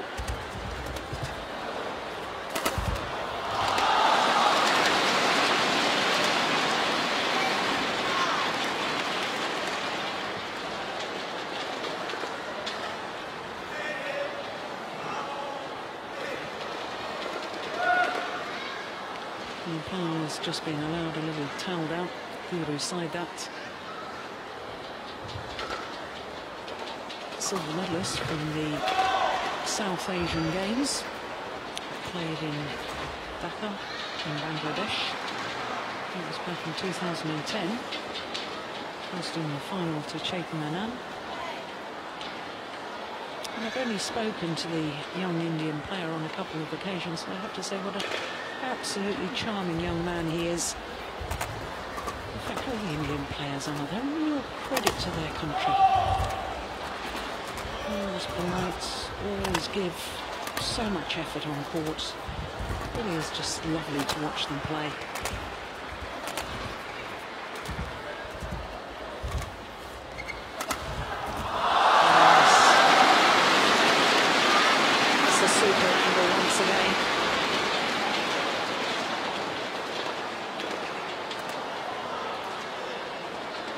Look at that, he plays the block to the Indian's backhand net, then immediately the fast angled shot down his forehand side, making Guru Saidat's twist and turn.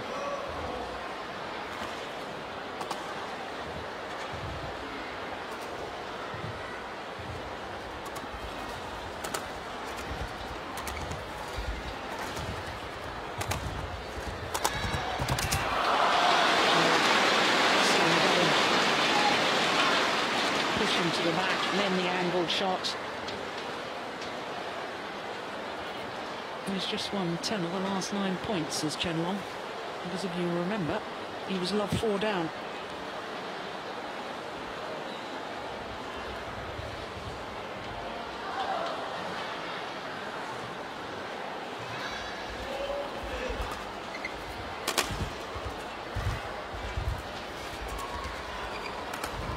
Oh. That's just glorious. Disguise, finesse, and for such a big, strong man, you know that he's got the power weapons, and therefore you have to take your defensive stance back in court, and you open yourself up to that wonderful little drop shot. 6-point advantage with game interval.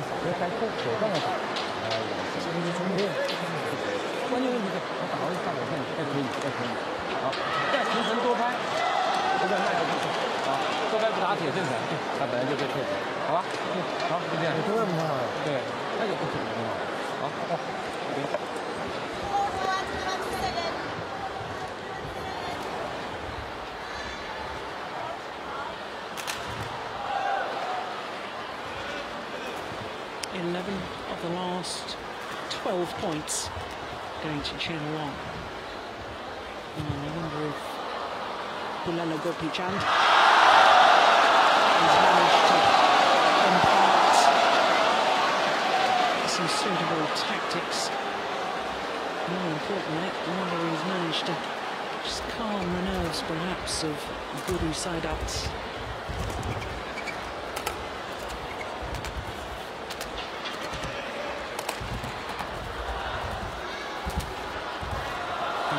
Opened himself up really to that straight push by the really rather loose cross-court forehand net shot. This one, yeah, it's too high, you can see. Therefore vulnerable to that straight push.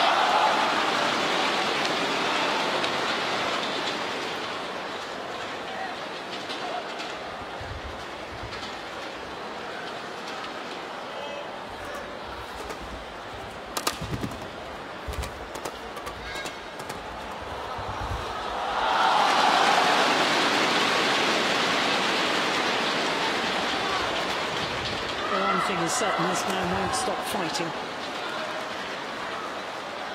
Can't help but wonder though how much those previous 2 matches have taken out of him. First of all against Mohammed Hafiz Hashim of Malaysia, and then against his teammate, the number 8 seed Kashyap Pali, 16, 21, 21, 18, 21-4 the decider. Oh, that's nice.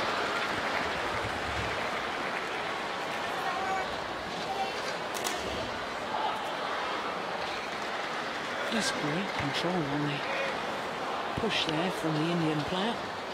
Wonderful.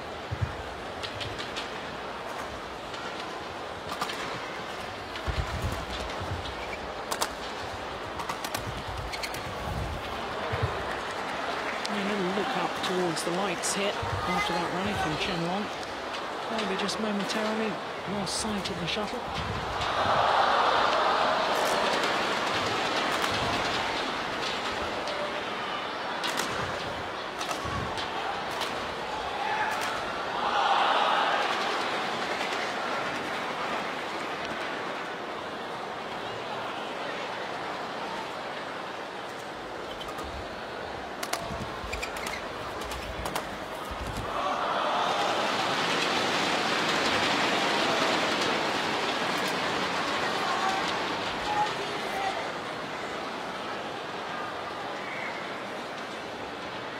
Well, now that Chen Long has really got himself warmed up in this match, as I was saying a little earlier, difficult to know where either Guru Saida is going to actually win his points tactically. What he has to do, because it appears to me that there's just too much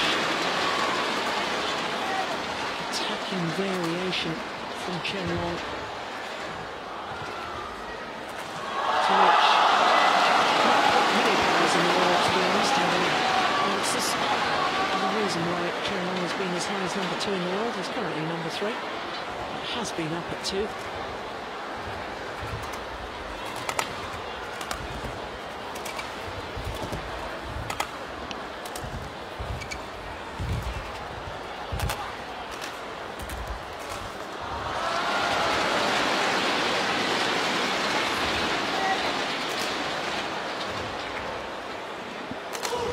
Forced to play the high backhand. That's always a sign that a player is in trouble. Sadat knew that was his opportunity and sadly made the error.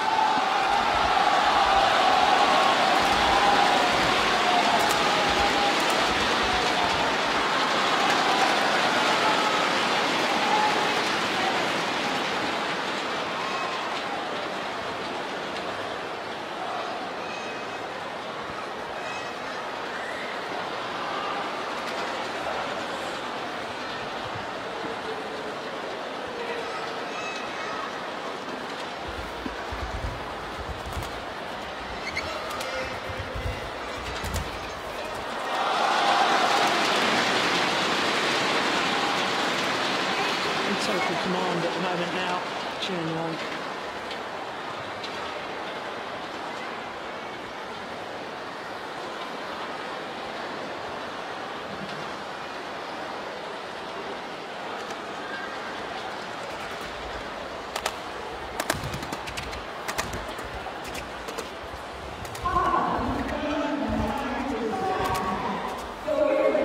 That's nice.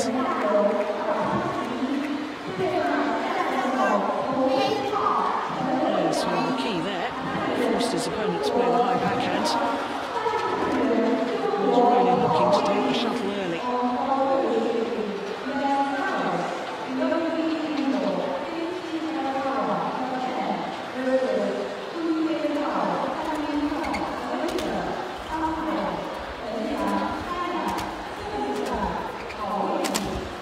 Oh, he's missed it. Perhaps feeling the pressure to try and go for the winner. Knows that just trying to rally with his opponent is not going to be the way to win this match. And yet, long hard rallies are his style of play. He's having to try and play an alien game. Oh, that's perfect.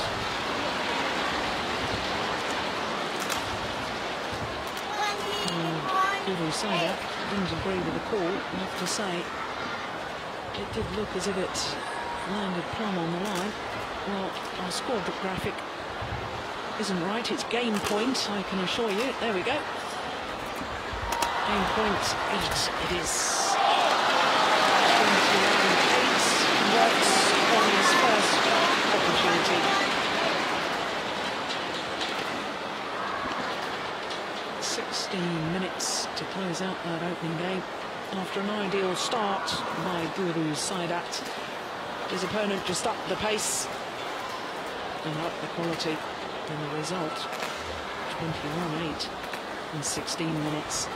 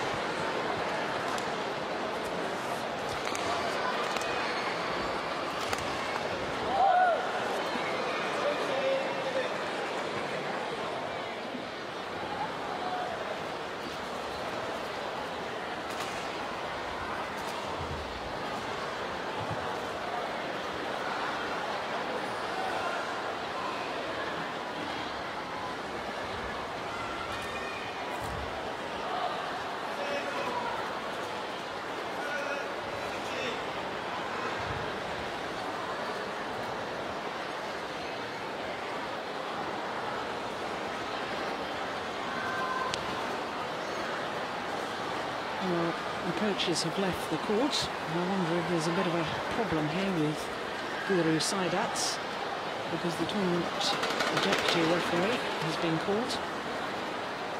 We're looking at Chen Long, but it's this man who's got the problem. I think he may have just grazed his hand or one of his fingers in one of his dives across the court, and just calling for the tournament doctor.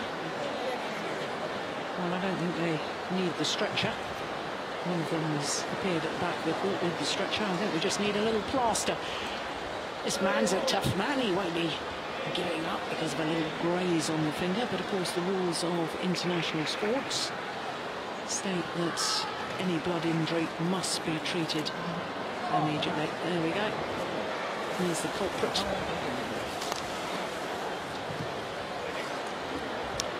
While he's getting his medical treatment, I can just tell you about some of the wonderful results this young man has had in the past. He's really is no nut as we look at Pullela Gopichan, who of course won the All England title in 2001, beating Chen Hong in the final.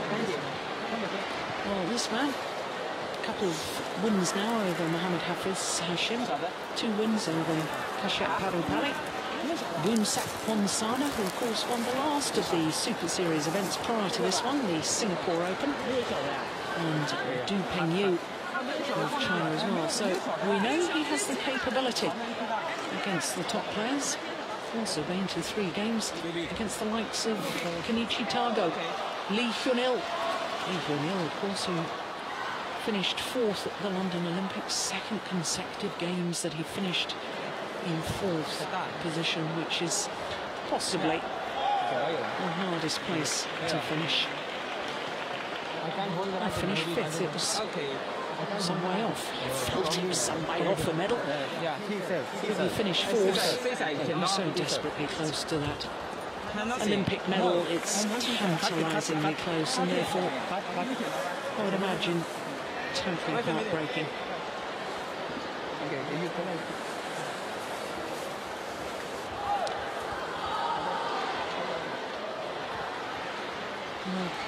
Pullela Gopichan.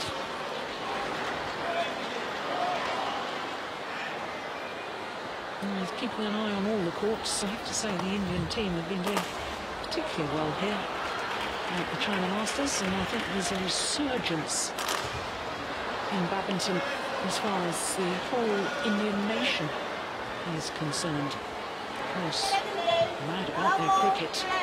But I heard in April earlier this year that the 2nd highest participation sport in India is badminton. So 2nd game, here we go. Chen from China having taken the first, 21-8.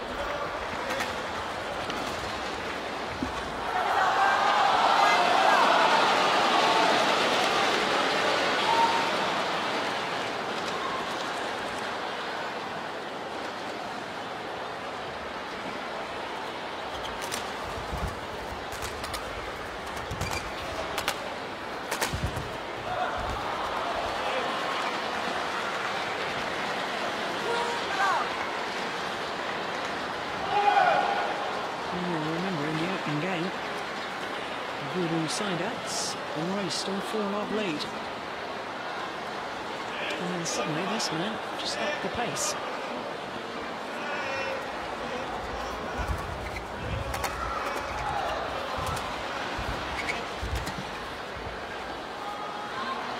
Yeah, lets the shuttle drift along.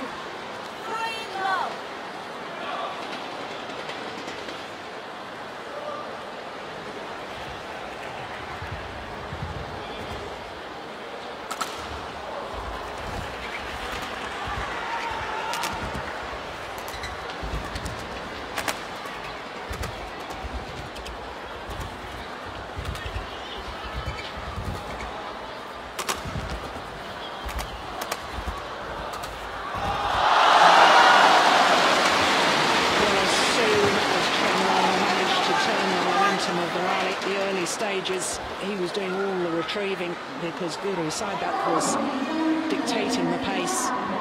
And as soon as Chen Long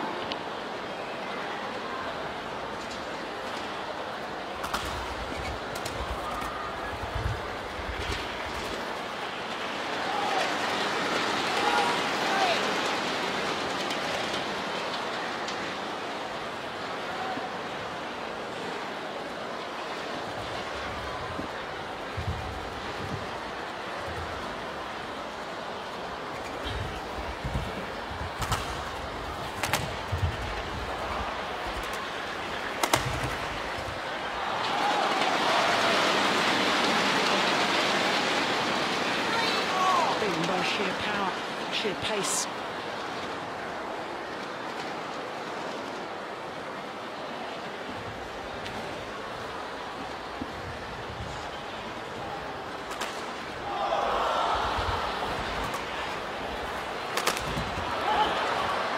Once again, a little look from Chen Long up towards the lights.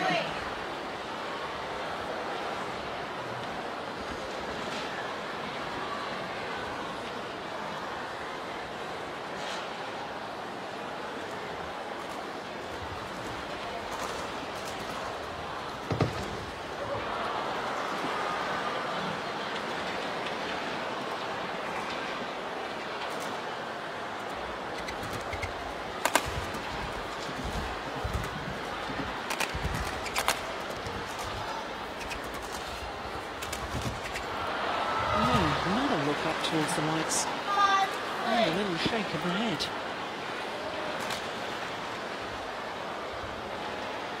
Well, I was saying just a moment ago how well the Indian team have been doing here in Changzhou, and I'm sure the Indian coach Pulana Gopachan will just be keeping a little eye on the adjoining court, because it's an all-Indian men's singles quarter-final, so India guaranteed at least one semi-finalist here in the men's singles event. And how they dearly love it to be two. They'd love this man to beat Chen Long.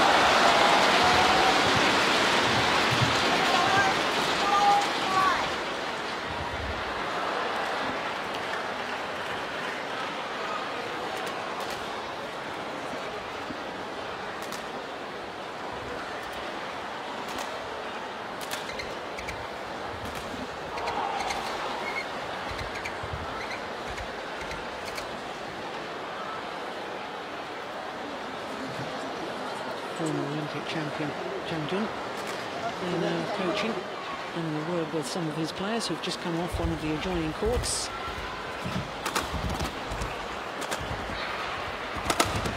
That's beautiful.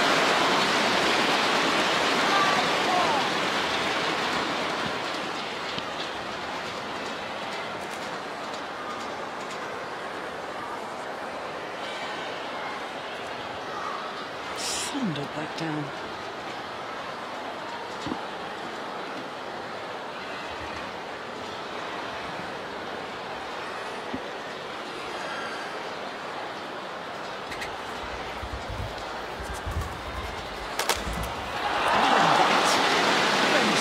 Those smashes are coming down faster and faster.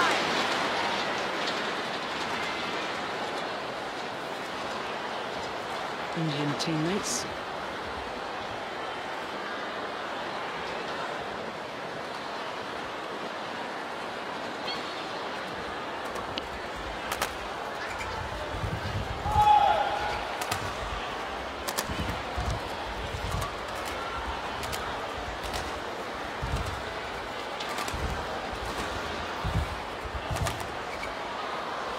It's a great lift.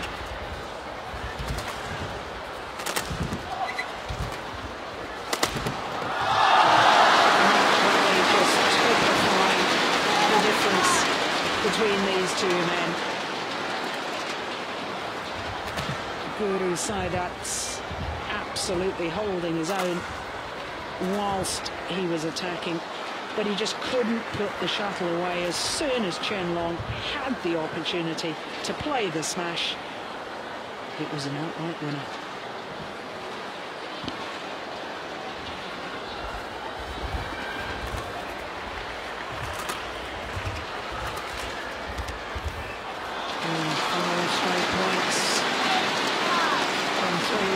Adrift. Now an 8-5 advantage.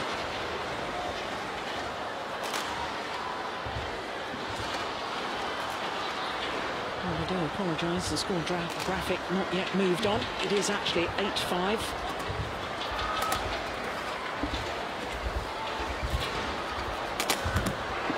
Oh, that's lovely. Well, it has to be inch perfect to be a winner against the defensive capabilities. Yeah, that was clearly a good call line, judge.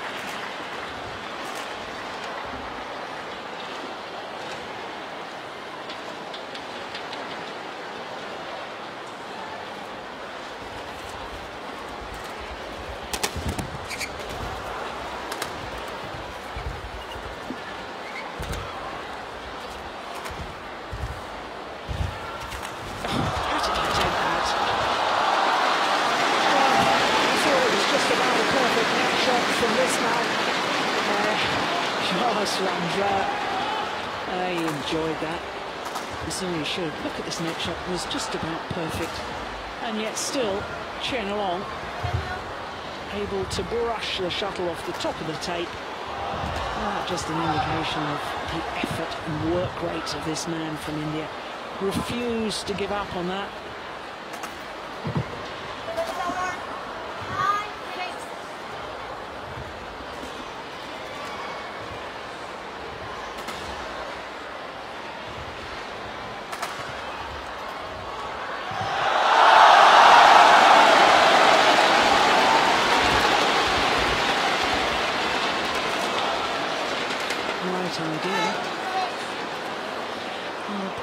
Chen Long has pounced on so many net shots, playing the kill, that now Guru Saidat feels that he has to play the perfect net shot, and in trying to play the perfect net shot, he's starting to make one or two errors.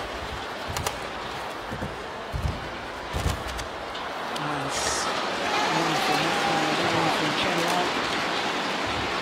He goes to the mid-game interval with a 5-point advantage.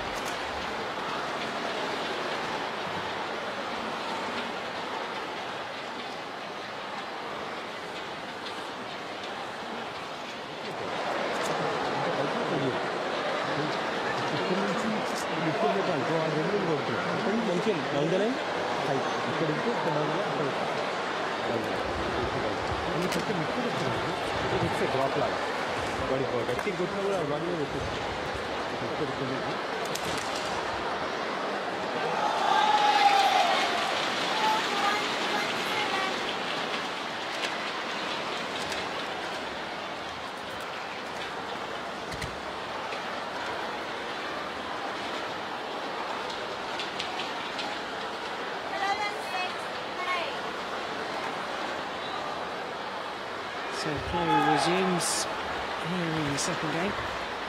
11-6, the advantage to Chen Long, but he won the first.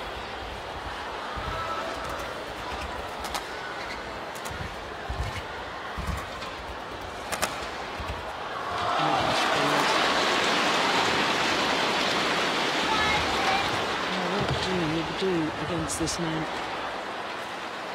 It's played into the backhand front, then deep in the forehand corner, and still Chen Long from somewhere manages to play a winner.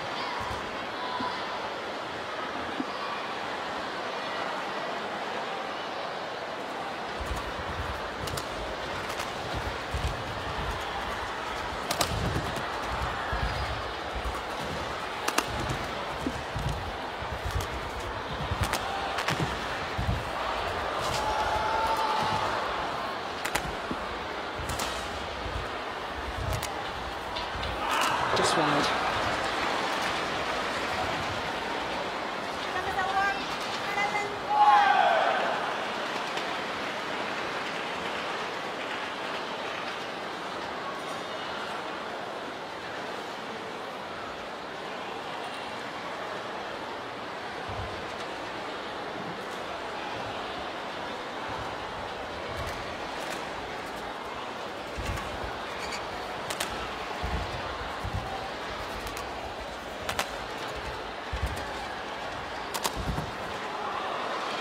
Oh, it was a super idea.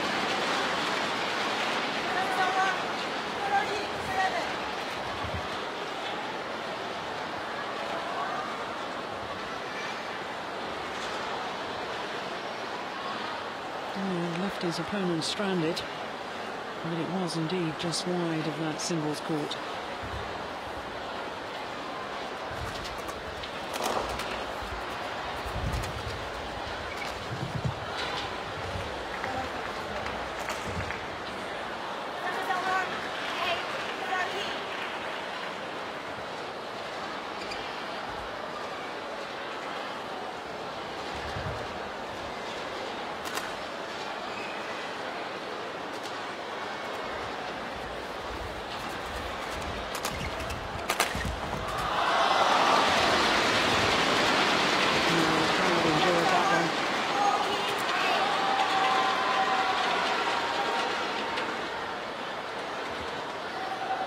There's this power of movement to get himself into position. He'd been at the net once again, pushed deep into his forehand corner.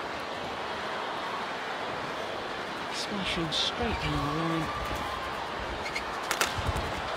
And there's again, you can see his movement back and forth. By the time he's hitting that overhead shot, he's always transferring the body weight.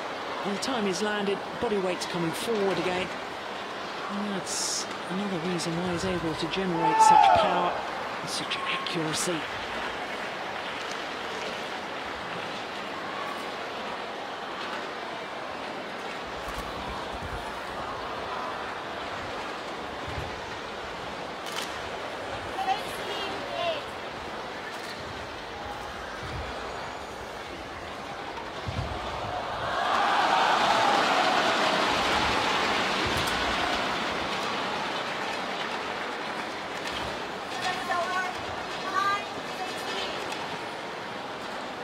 I think we're reaching the stage of now or never as far as Guru Saidat is concerned.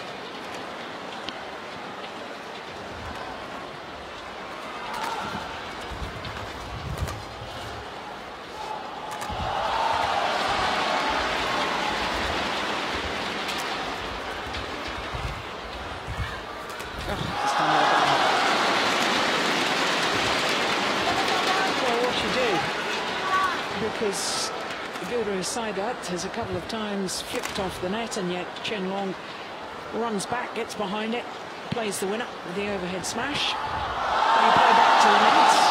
And that's what happens. No-win situation. Let's try turning the shuttle.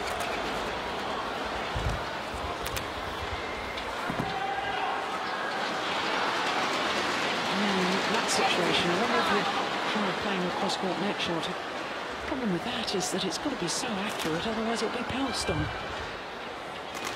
It's a real dilemma for any opponent of Chen Long.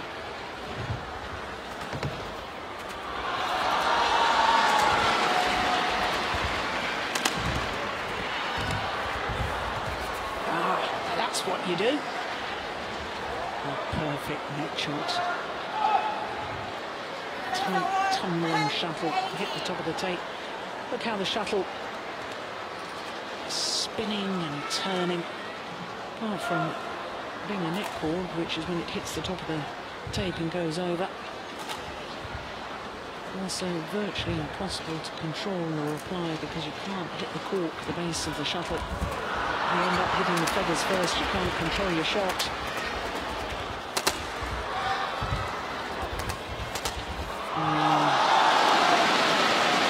Pushing straight down the line, I think they're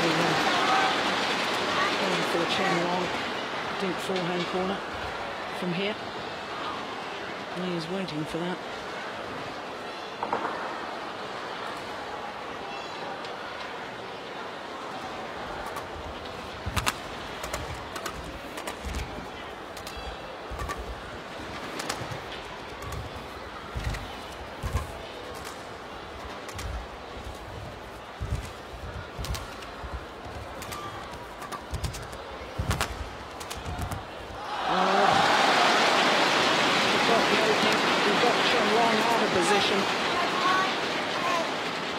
But he couldn't make it count. It is now 10 match point opportunities for the defending champion, Chen Long.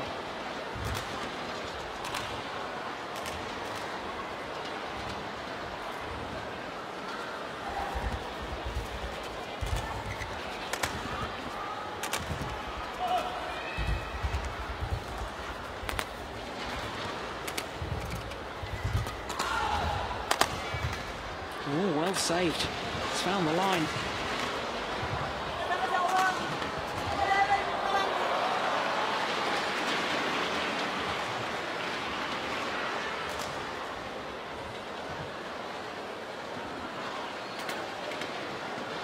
Delaying the inevitable, on suspense. Still another 9-point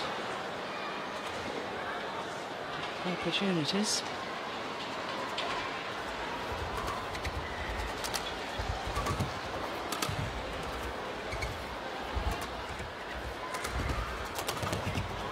That's a great shot. Took the shuttle early. It was almost a double action. Completely deceived the Olympic bronze medalist.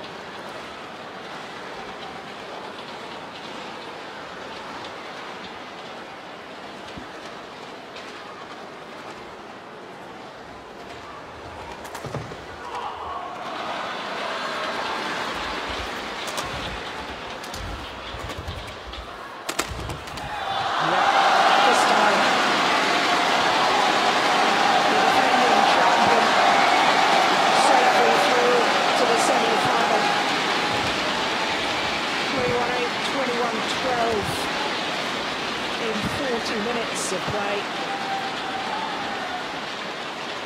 Well, I know that Guru Saidats will be a little bit disappointed with the scoreline.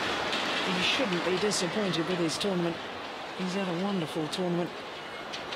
2 good victories in the first and second round against Mohammad Hafiz Hashim and his teammate Kashyap Harupalli. But today, he was second best to Chen Long. 21-8, 21-12.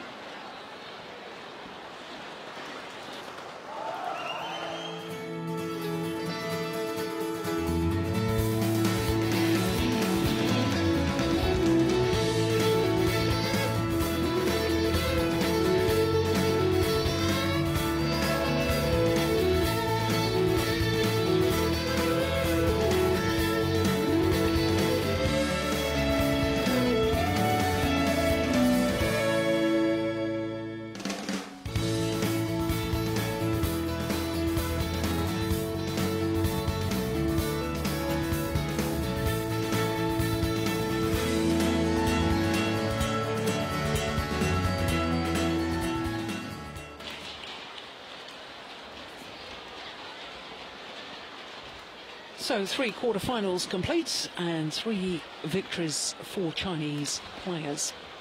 All of them in 2 straight games. Next match, well, it features the Olympic champion Li Sherui against Pusaria Venkata Sindhu of India. Men's doubles will be the last of our quarterfinals this evening. Malaysians Ganganong against Chai Biao and Chang Nan back together playing men's doubles. Chang Nan, of course, who for the last 18 months or so has concentrated on his mixed doubles, and the culmination of that concentration, an Olympic gold medal. So here come the women's singles players, led out by the tall, elegant 17-year-old from Hyderabad. Pusaria Venkata Sindhu,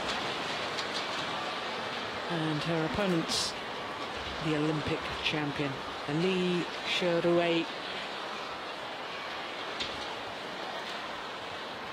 What a year this lady has had. Up to number 2 in the world rankings, Li Sherui.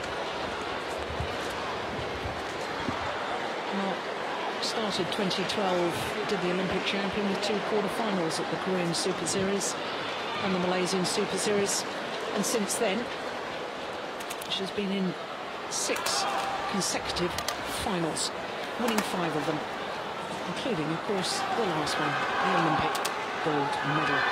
So she's now won 36 of the last 37 matches. Well, that's a tall order for the 17-year-old from India, isn't it? Pusaria Venkata Sindhu against the Olympic champion Li Sherui, number 2 seed from China, against the unseeded Sindhu, who's up 1 place in the world ranking to number 24 this week, and that's the highest she's ever been. Tall lady, 1m80, that's 5'11". Given her height, you won't be surprised to hear that both her parents are former professional volleyball players. In fact, her sister was a very good netball player as well. So to Li Shuarui, born in Chongqing in Sichuan province, 173, that's about 5'8". Making her 4th appearance here, Li Shuarui at the China Masters, and prior to this quarter-final this year, never previously beyond the 2nd round. My goodness me, what a difference a year makes. Well, as far as Sindhu is concerned, 1st round victory over Jamie Subandi of America. 2nd round, huge win for Sindhu, beating the number 8 seed Porntit Boranaprasat of Thailand, having dropped the opening game 10-21, came back 21-7, 21-19. In fact, in the deciding game, she was 9-14 down.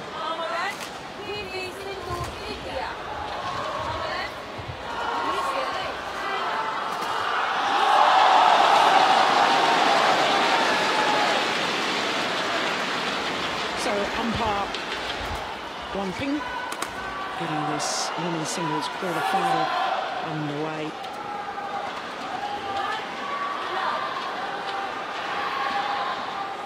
I told you Pillar Gopachan was going to be a busy man this afternoon.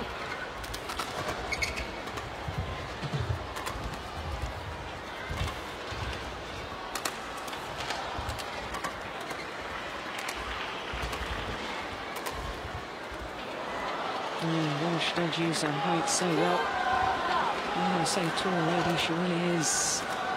Sindhu, 1 m 80, that's 5'11".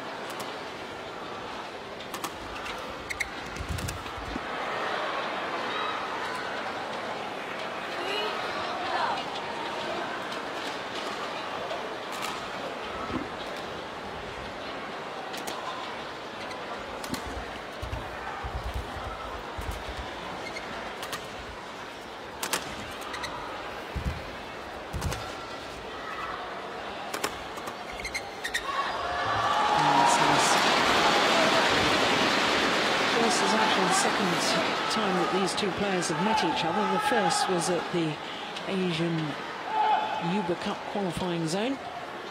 And Li Shuarui won on that occasion 2 comfortable games, 21-16, 21-13. But I have to say, every tournament, each and every tournament that I watch Sindhu, she seems to be improving.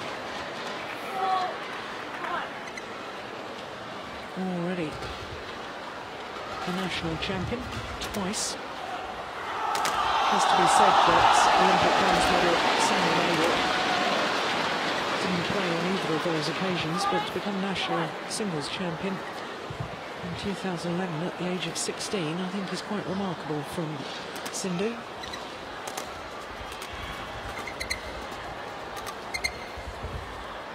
It's good judgment.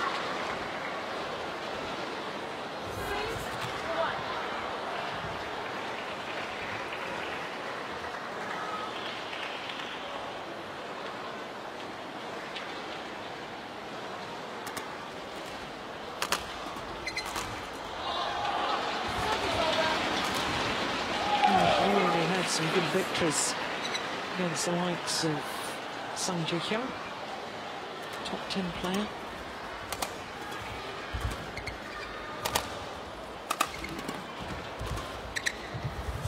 What's interesting to me about Sindhu is she's already talking about the fact that Simon Ayo has achieved so much that she can feed off her success. And in fact, she honestly believes that she can go even better, because she said, I can be the next Simon Ayo, aspiring to achieve what her teammate has already achieved. Of course, Simon still on a break after those Olympic Games, so not competing here in Changzhou. It's a good net shot.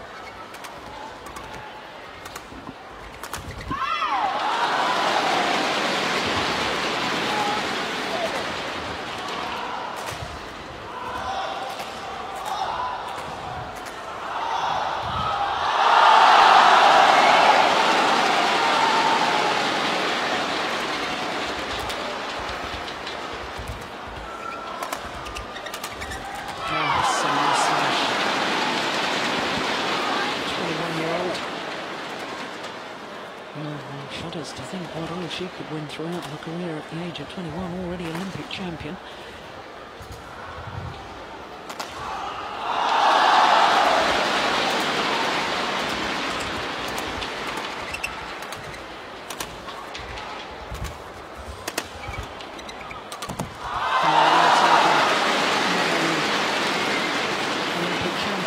Consider that at the end of the Olympic qualifying period, she was ranked number 4 in the world, 4th Chinese ranked player.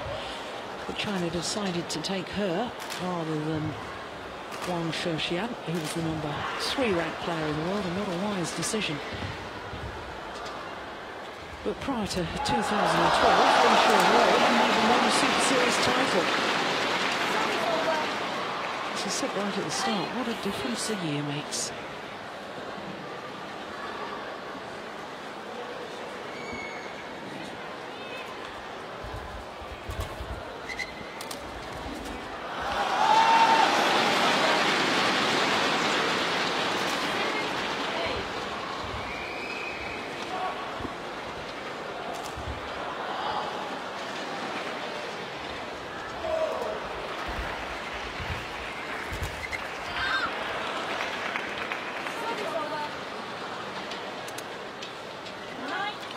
Like an uncut diamond at the moment, Sindhu. All the talents, all the physical attributes to make her an outstanding badminton player. But just occasionally the wrong choice of shot at the wrong time. But in my humble opinion, a player that could go on to achieve some really great things in the sport.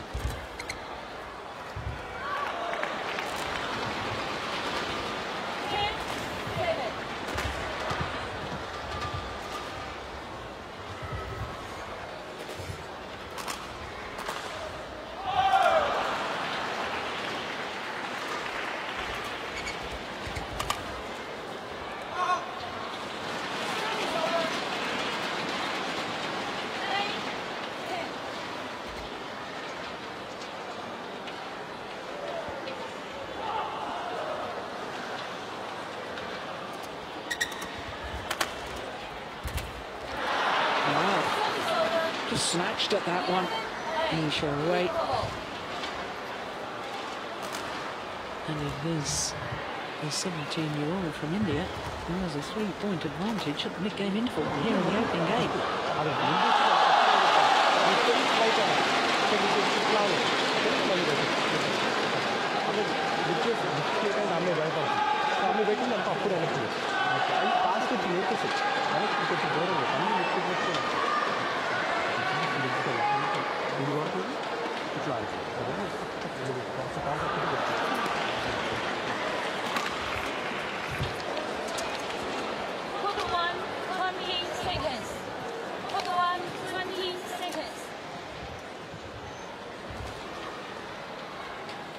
Umpire calls the players back onto court.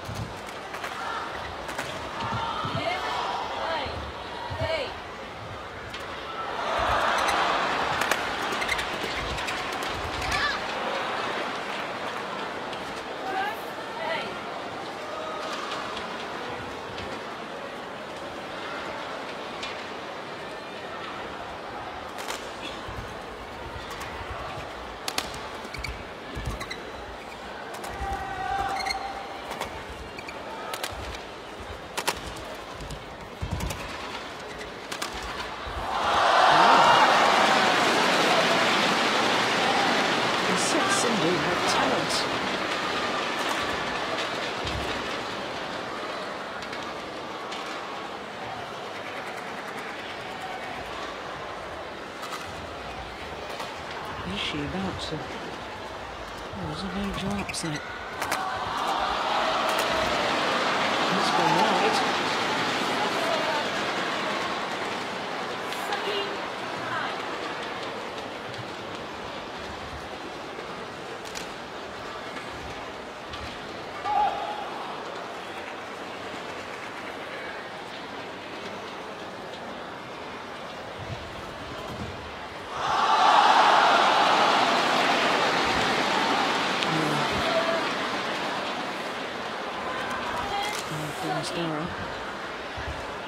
can't afford those.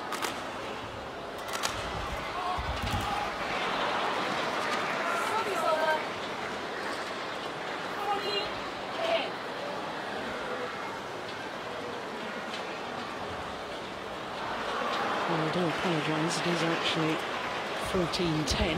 Our score graphic not quite keeping up with us at the moment.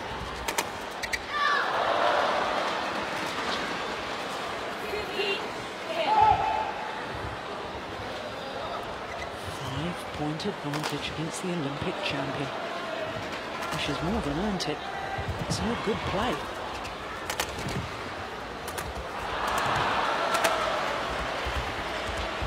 That's delightful for her.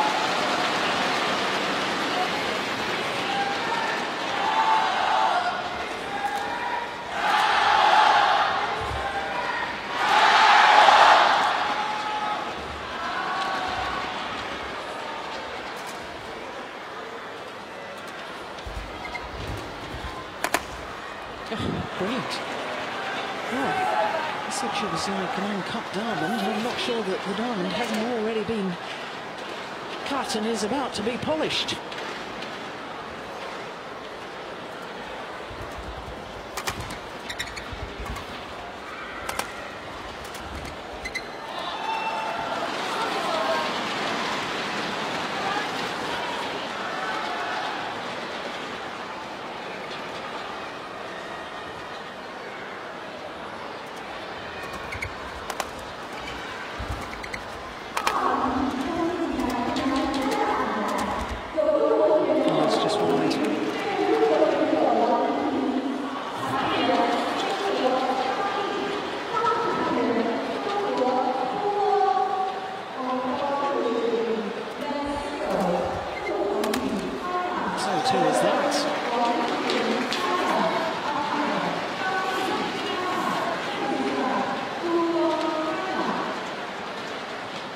We saw a major upset in the women's singles yesterday with number 3 seed Wang Sheshian going out to Mitani from Japan.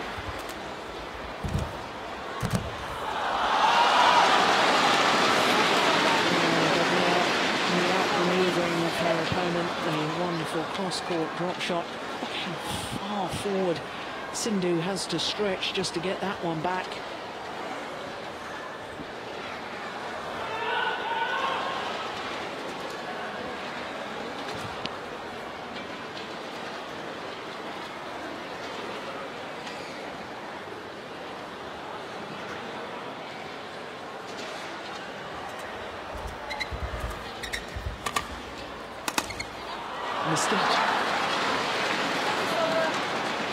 She's over-anxious about her smashes because she realises what an extraordinary reach Sindhu has got. Those long legs and long arms.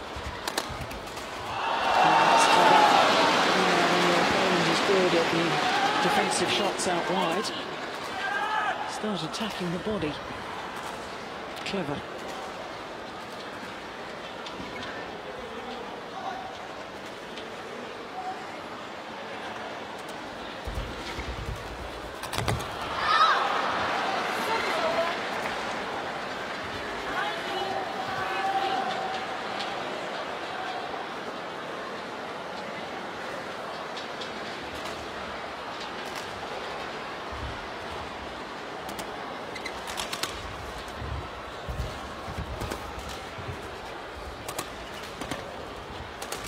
Oh, that was superb.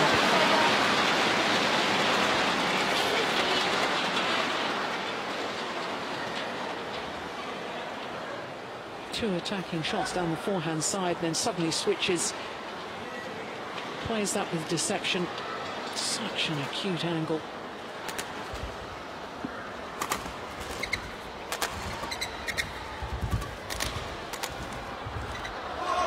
Oh.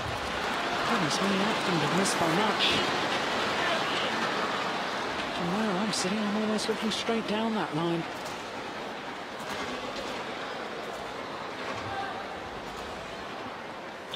Close the gap to just 2 points now.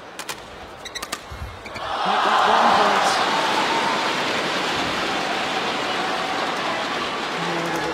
from Coach Tang.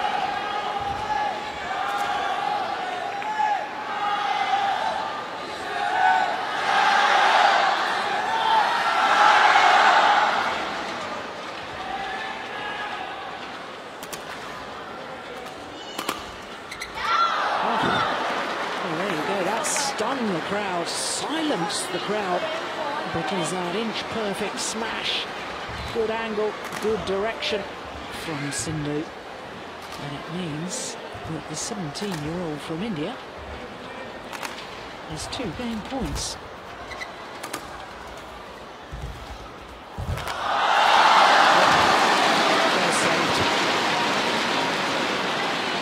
There's always a very knowledgeable crowd here in China. I understand their badminton. Absolutely delighting watching their home players do well.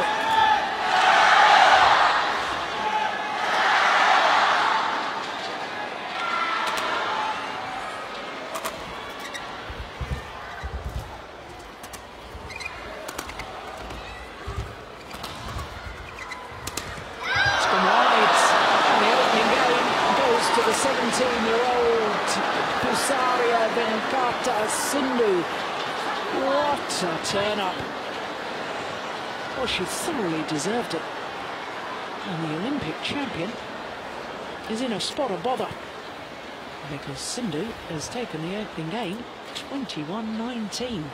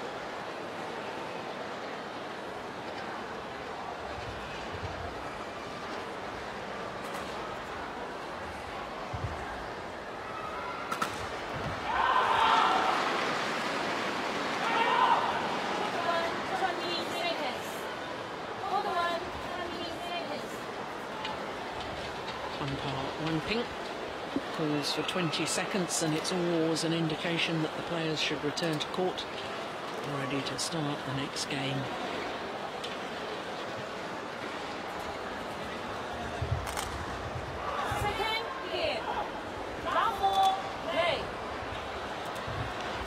So the Asian junior champion Sindhu of India, having taken the first against the newly crowned Olympic champion Li Ning.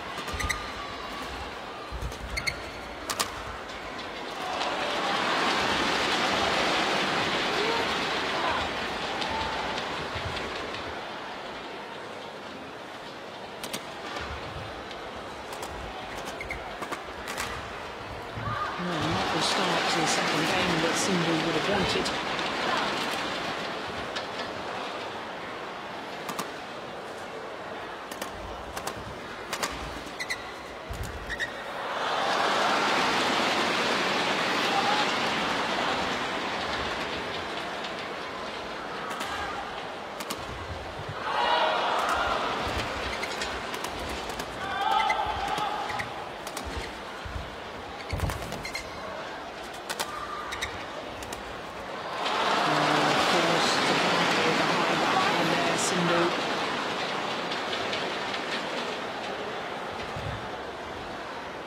Didn't look comfortable at all.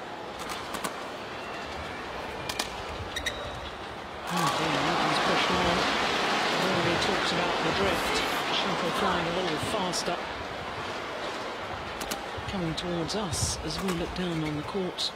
So in other words, the clears from Sindhu. They've got to take a little bit of pace off, otherwise they'll go long of the back line. Well, what a response by the Olympic champion. Just when you thought, are we going to have a major upset here? Comes out for the second game, races to a 7-love lead. 8-love lead.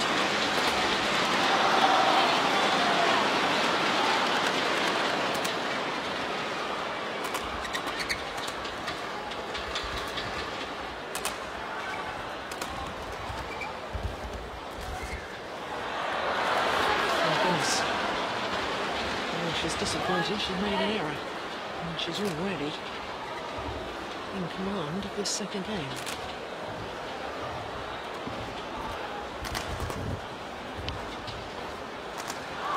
Oh, that's good judgment.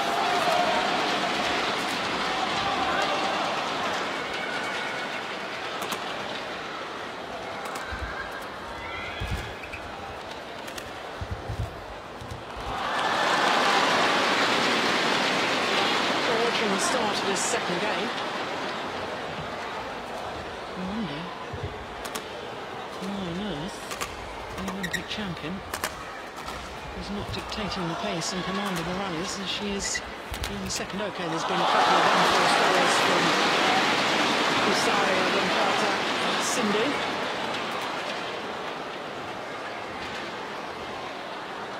But in a blink of an eye, she's raced to an 11-1 lead. I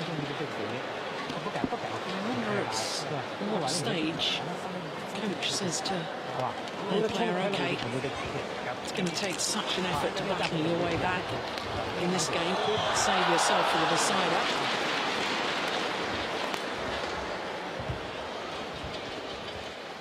Well, given what happened at the London Olympic Games with players being disqualified for not trying, not giving their best effort, I wonder if the coach will ever advise that again.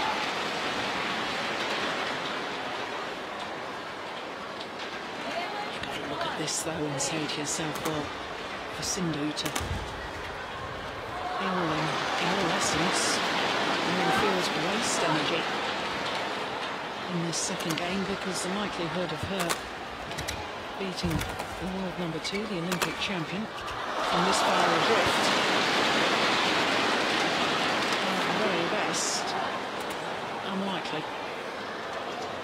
And therefore you've got to, in all honesty, as part of the match tactics, which is trying to win this quarter-final, you're better perhaps to save yourself for the deciding game.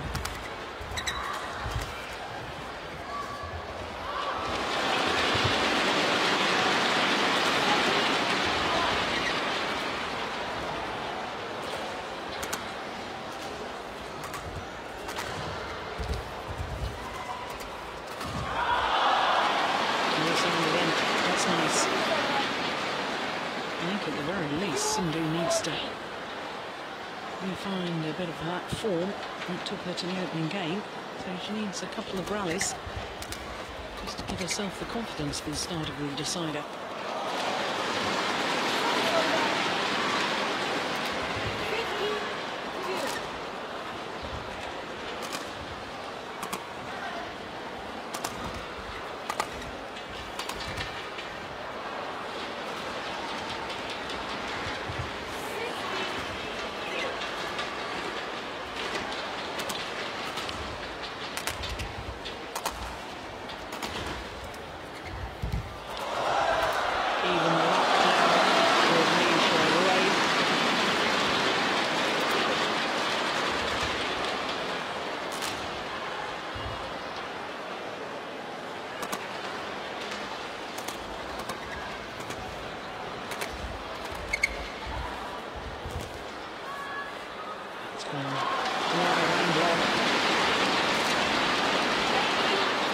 Away from the third and deciding game.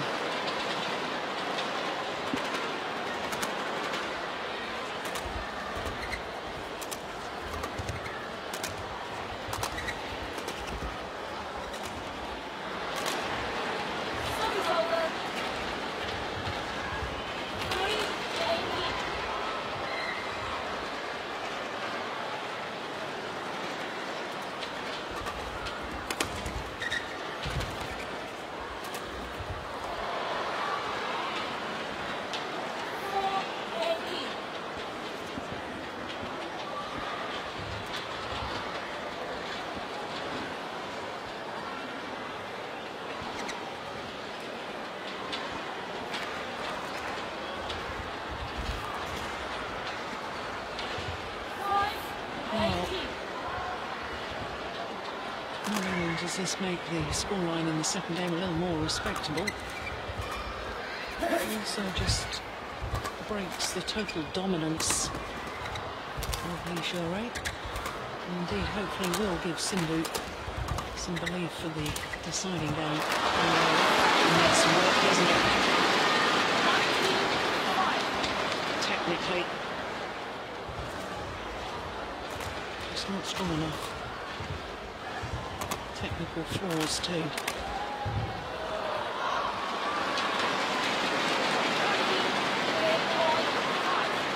So game points.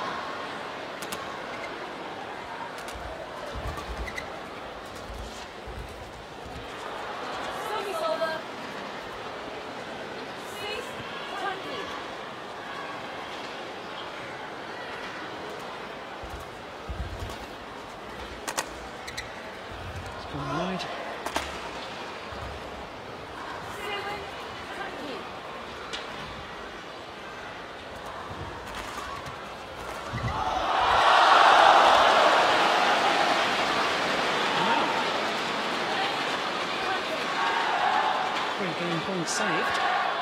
Oh, there's still another 12 opportunities.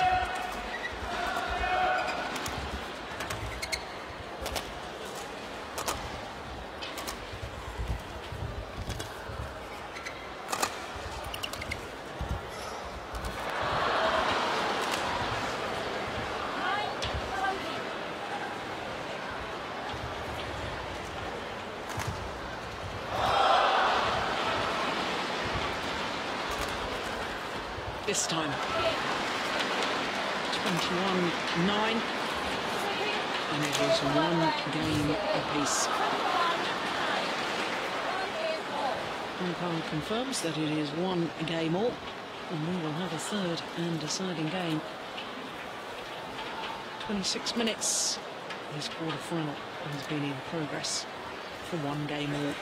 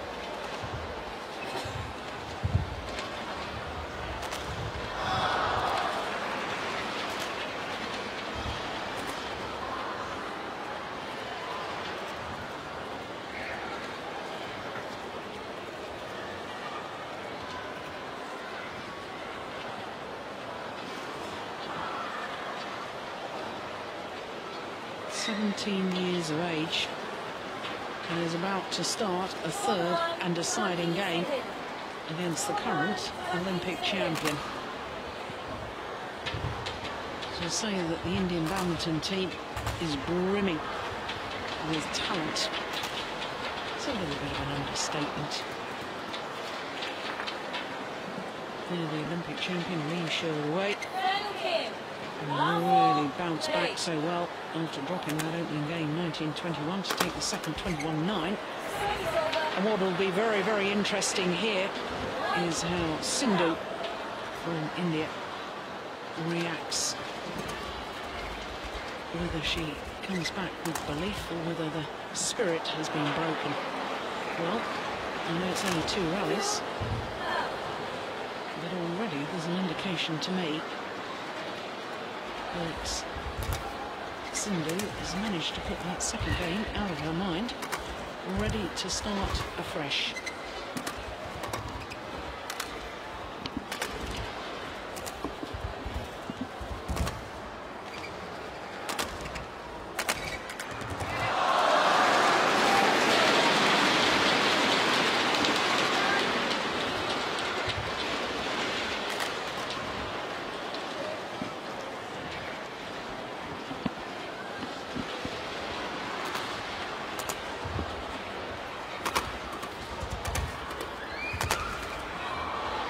good aggressive play.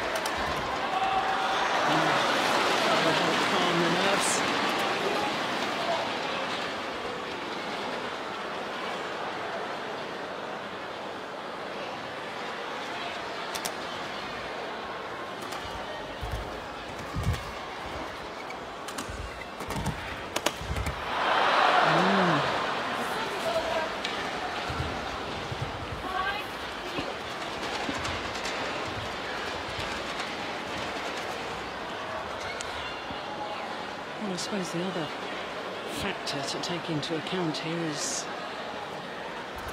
Li Ning went into the Olympic Games, as I was talking earlier. She didn't qualify at a right. She qualified by selection of the Chinese National Olympic Committee.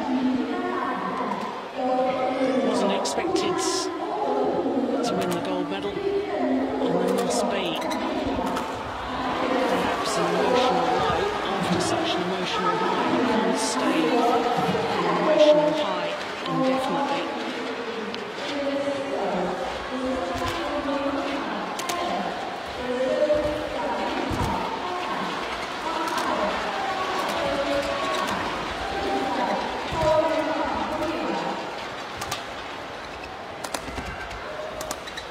Look at that backhand.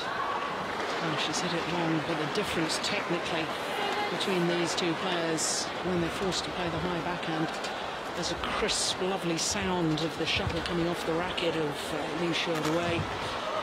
And in contrast, this lady's backhand looks an area where she needs some serious attention and some work.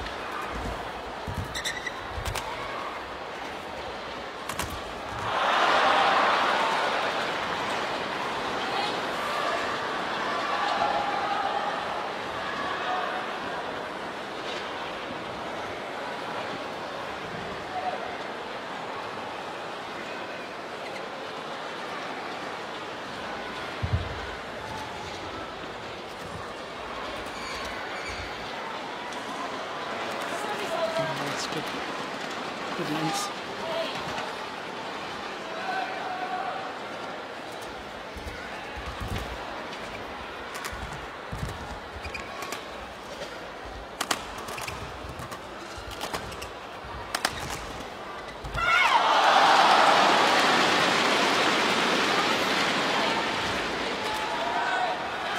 Using more of the court, sending Sindhu to the deep backhand corner, then smashing down her forehand side.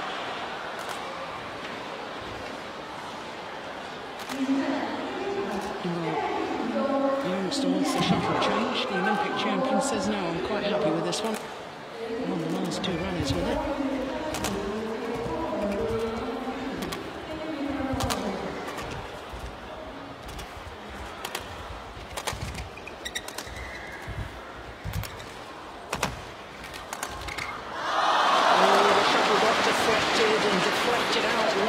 The singles court.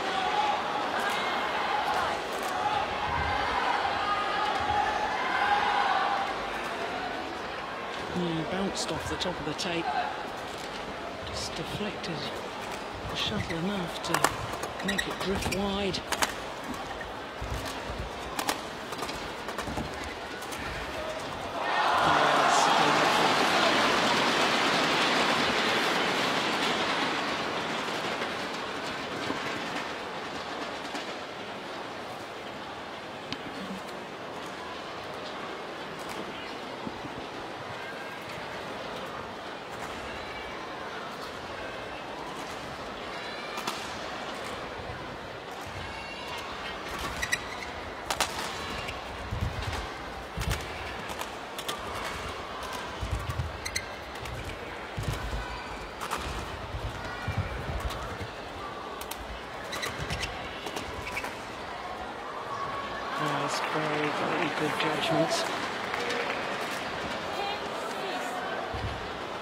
And quite obvious from the match so far.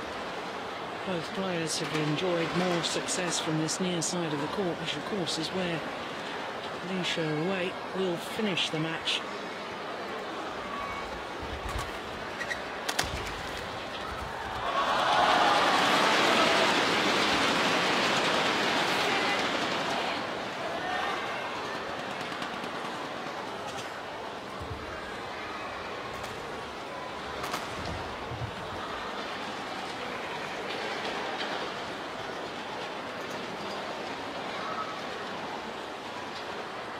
Taking her time.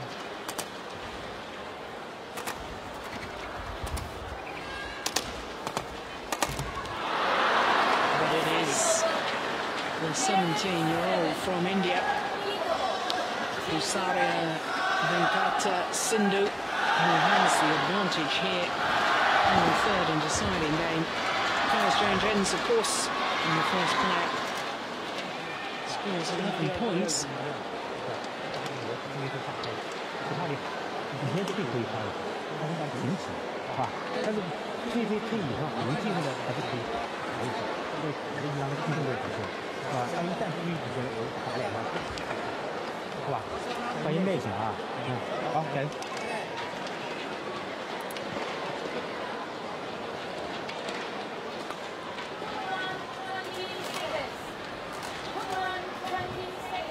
Well, as the umpire calls the players back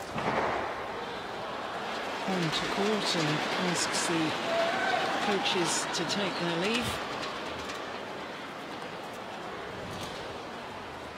I would suggest that the first couple of points on the resumption of play could be crucial.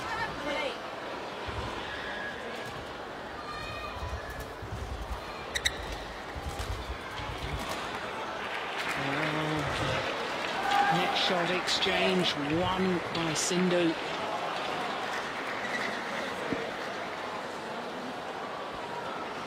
Certainly I always felt as a player in the deciding game, really wanted to keep the momentum going.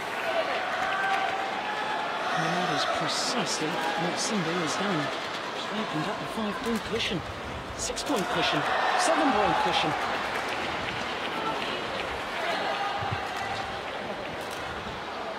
$14-7. Wow.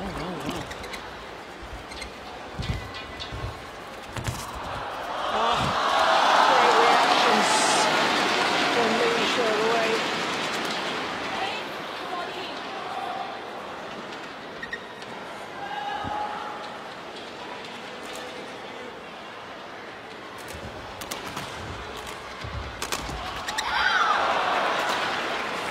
That's a good, powerful smash. Uses her height so well. Creates a difficult angle.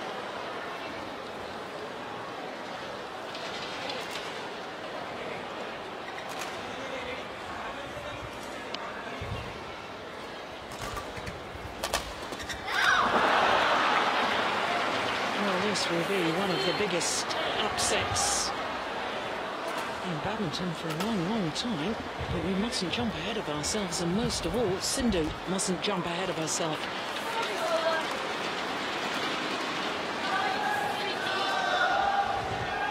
I seem to remember in the Olympic quarter-final between Wang Xin and Antonin Ratchanuk, Ratchanuk was a game 16-9 up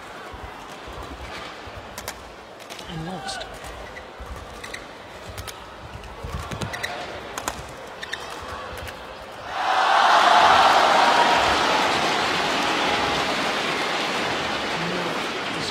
Progressed from 16-9 to 10-16.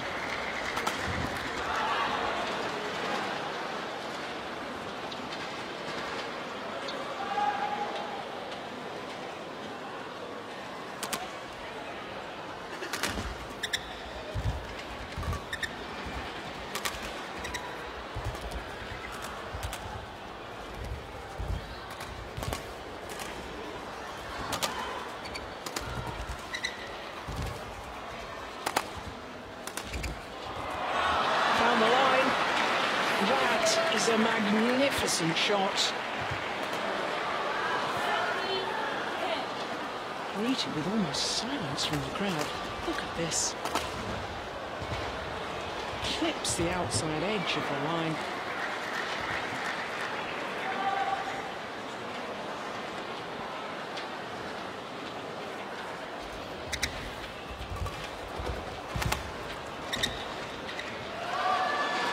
Oh, it's just wrong.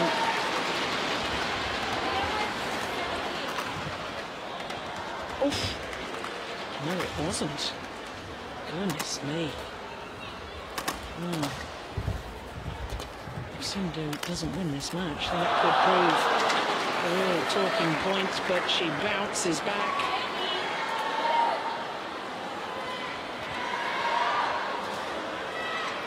3 points away from what would be quite clearly the biggest win of Sindhu's career, and that was playing home. Can't think about the score. You've got to try and put that out of your mind. I know it's an old cliche, but you've got to just play 1 point at a time. Oh, great defence. So too is that.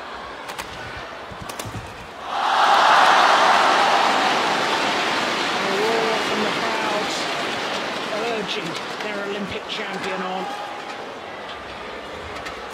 willing her to come back in this deciding game. Yeah, she knows she was lucky to get away with that.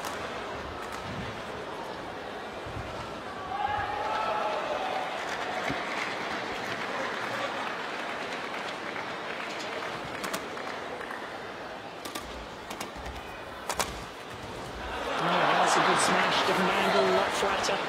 Straight down the line. And 2 tantalising points for victory.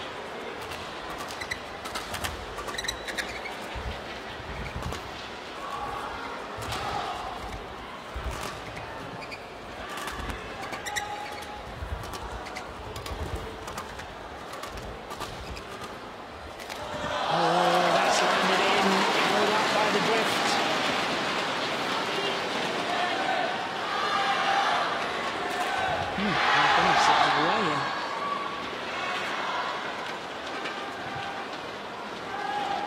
Never before has Sindhu been in a Super Series semi-final. She's not there yet. But she only needs another 2 points to defeat world number 2.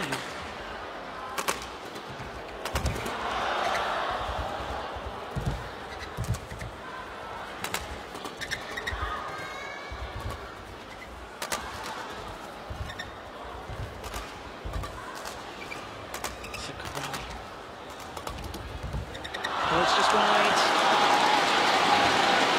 There was a couple of opportunities earlier on in that rally that the Olympic champion defended quite magnificently.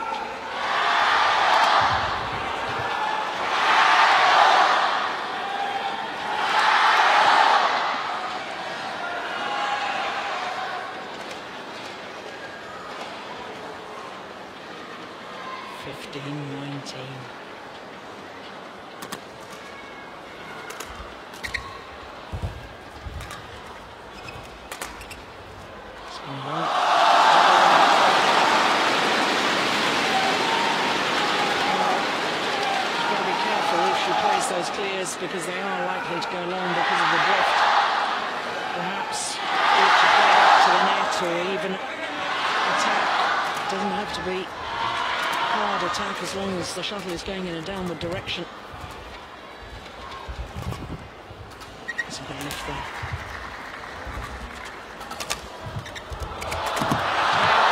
Fought the rally well, and she's earned herself 4 match point opportunities. Oh, a little wise smile and a look back to her coach from Li Ning. The moment of truth. Sindhu, match point. good net shot. She's done it. Would you believe it? An absolute sensation. The whole of India has been celebrating Saina Nehwal's Olympic bronze medal. But there is a brand new star to go along with Saina Nehwal as far as Indian sport is concerned, because Pusaria Venkata Sindhu has just beaten the Olympic champion. She's achieved what no other player has done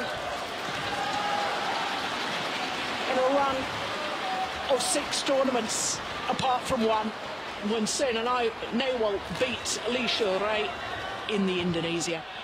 That's how she did it.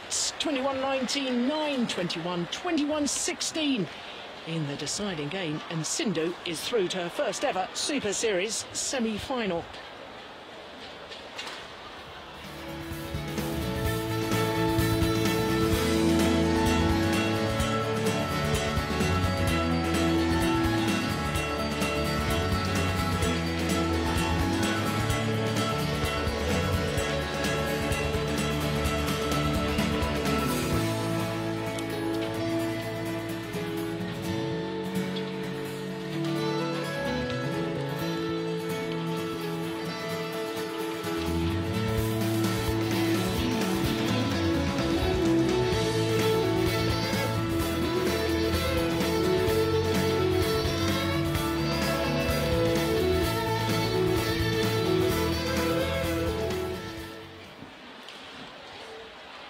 Well, goodness me, what a match, what an upset, what a story.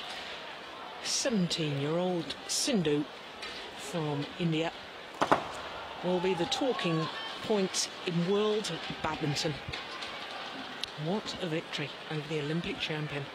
Well, 4 matches down and only 3 victories so far on quarterfinals evening here at the Li-Ning China Masters, because the last match going to the Indian superstar Sindhu. 3 tough games. Just 1 match to come.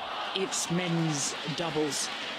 And how nice to see the return of Changzhou in men's doubles, teaming back up with former partner Chai Biao. And they're up against the Malaysian pair of Gang Tek Chai and Ong Soon Hock.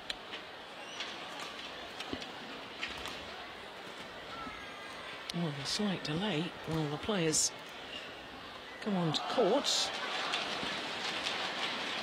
Well, that really is astonishing, isn't it?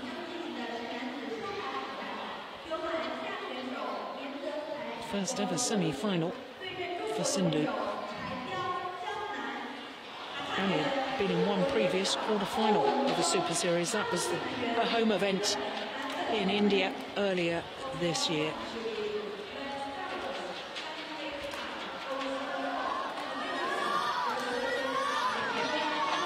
So here come the men's doubles players.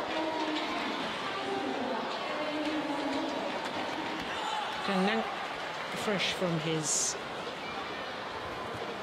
victory at the London Olympic Games in the mixed doubles.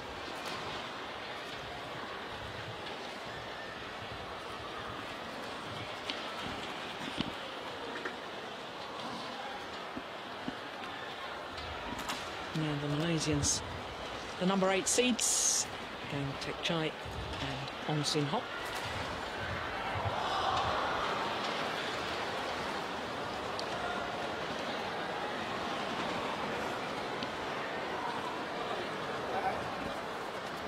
So the formalities of the toss of the coin. And the Malaysians are left and right-handed partnership, as in their teammates, more renowned pair, 4th in the Olympic Games, of course the top Malaysian pair in world badminton of Koo Kian Kiat and Tan Boon Hyung.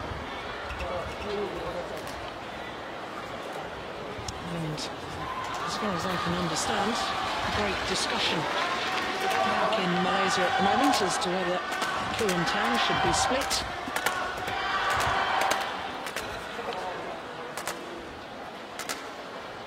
Well, the Malaysian pair. Looking first of all at, there's the left-hander, Li-Ning China, 29-year-old from Kedah, and OSIM from Selangor, 27 years of age. So the Chinese pair of Chai Biao and Zhang Nan, 22 and 21 respectively. And I guess now that Zhang Nan has won the Olympic gold medal in the mixed doubles, now allowed to play men's doubles as well.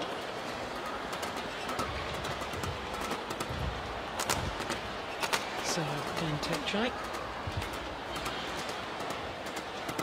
and his partner have only formed their partnership earlier this year at the Malaysian Grand Prix Gold event in May, where they reached the semi-final.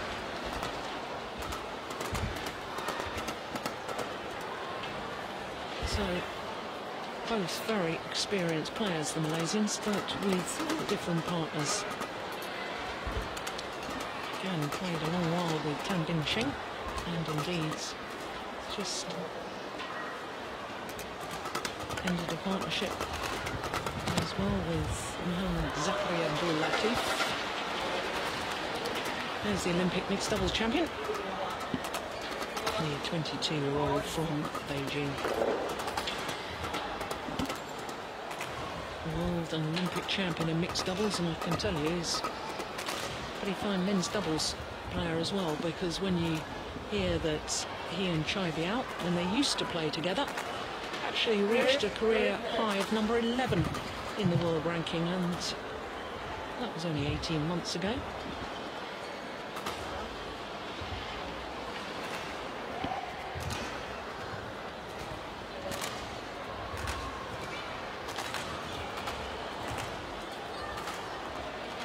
So for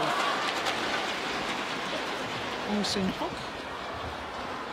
he's the right hander of the two Malaysians. He's been in a semi-final here at the China Masters once previously. That was back in 2007, playing with Tan Bin Cheng. And the left-handed Malaysian, Li-Ning China, making his 6th appearance here. He's been a big supporter of this event, and he's been in 3 previous quarterfinals with 3 different partners.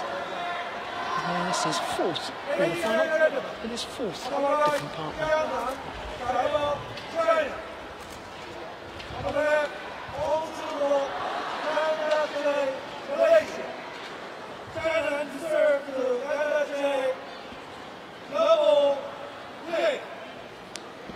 So the umpire calling the match to begin. The unseeded Chinese pair of Zhang Nan and Chai Biao, nearest to us, have been as high as 11 in the world ranking, but at the moment down, well, I didn't think they had a world ranking, but on one of the websites I was looking at, a supposed world ranking of 1,019. I think we can disregard that. Malaysian pair currently ranked at 74 in the world, but the number 8 seeds, because they've only played 6 previous tournaments together to get that world ranking. Optimum number, of course, is 10. Get a realistic world ranking.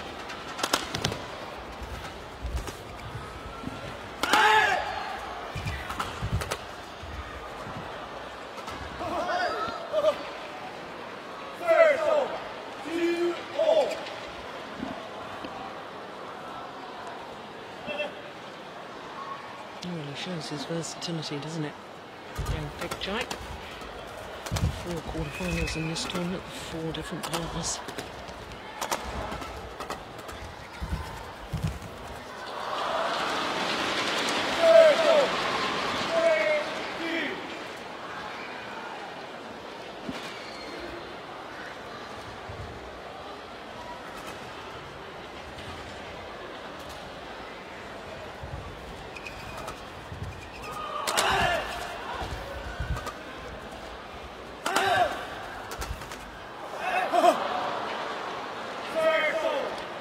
course, Chai Biao for the last 18 months has been playing with Goi Zhengdong in the men's doubles.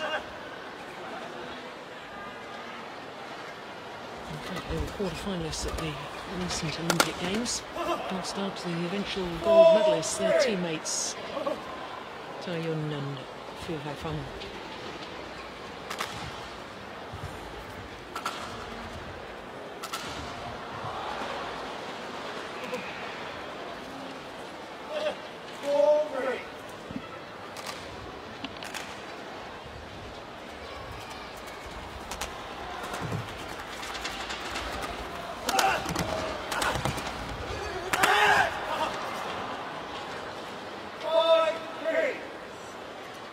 The seeded pair yesterday did Zhang Nang and Chai Biao beat their teammates number 3 seeds Liu Xiaolong and Chu Sihan. 2 straight games. I watched that. It was very impressive. 21-11, 21-17.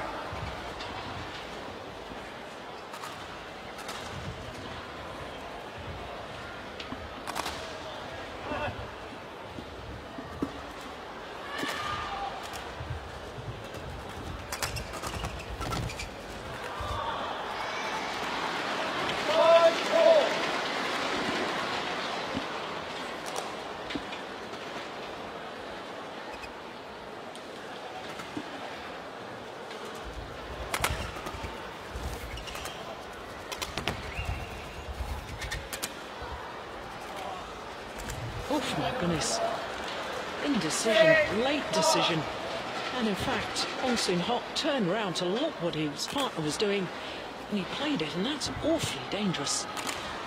I can assure you of that from personal experience. I did exactly the same, and my partner hit the shuttle, thundered the shuttle back, and it went straight into my eye.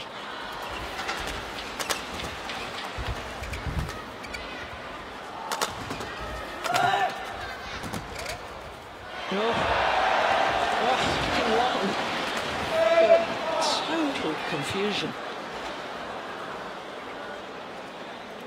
Both the Chinese players leaving it for the other.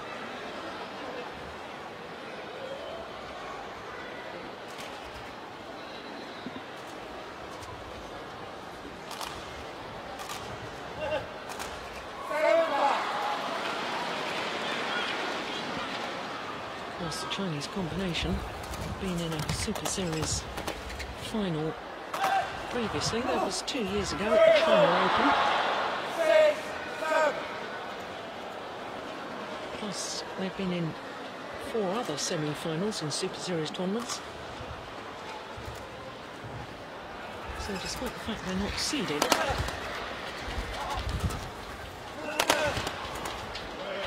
one would assume, given their experience and their individual capabilities, that they should be favourites for this quarter-final encounter.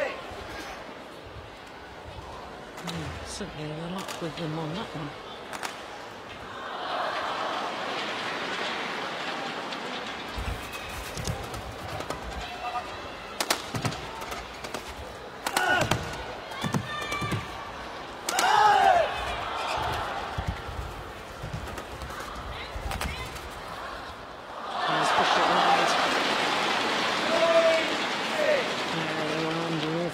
There.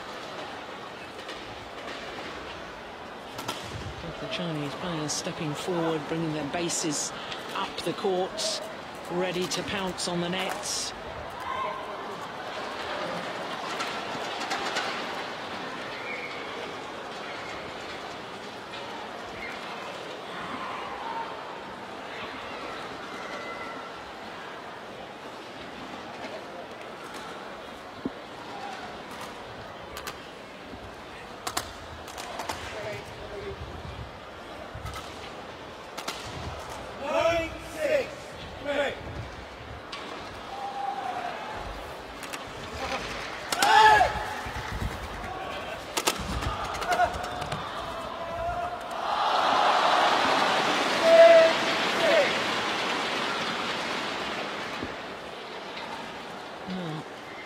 Suggest that the Malaysians somehow have got to turn their defensive play into attacking play. I don't think they'll win this match by defending. Both the Chinese players, very tall athletes and very strong on the attack, but perhaps at times get a little bit tangled up on their defence.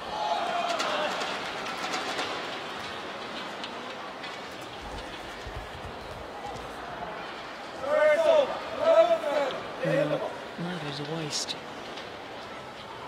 Gifted point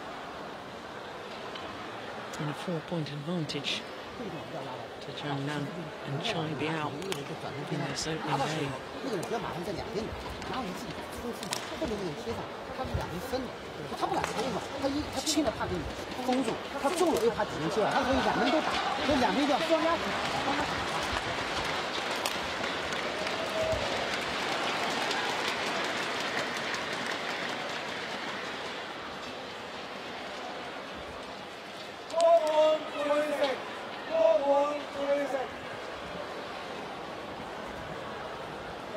It's interesting with this Chinese combination because when they were juniors it was Chai Biao who was the better player. In fact, beating his partner of today in the final of the World Junior Mixed Doubles Championships.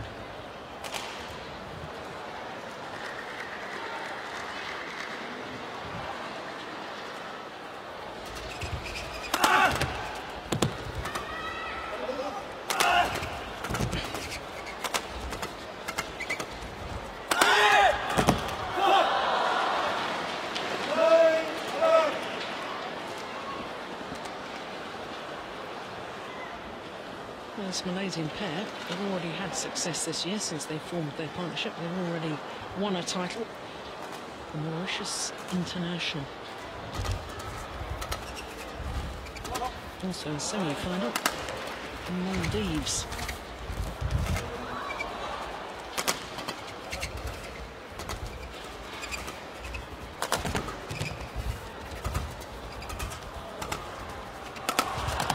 Oh, that's nice.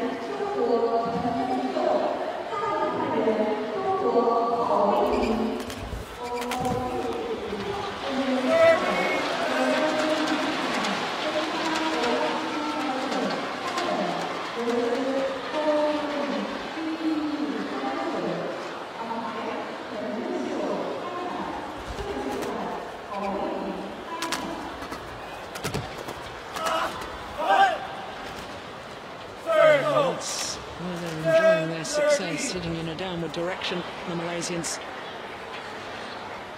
Both independent players now, rather than part of the Badminton Association of Malaysia, not part of the national squad. Competes internationally as independent players.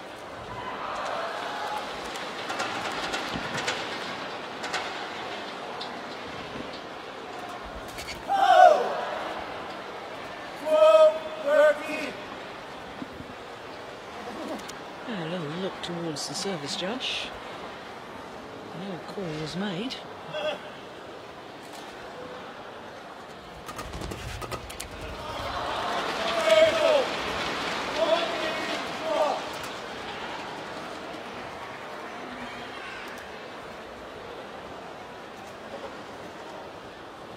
As so often with men's doubles in the early stages, we see very short, sharp rallies.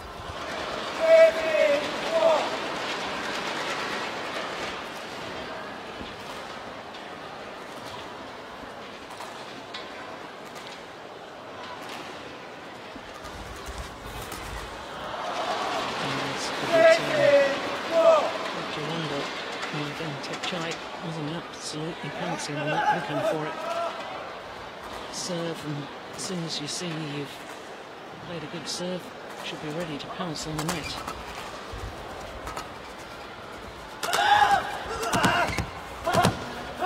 Yeah, as he did on that occasion. time from OSIM Hock.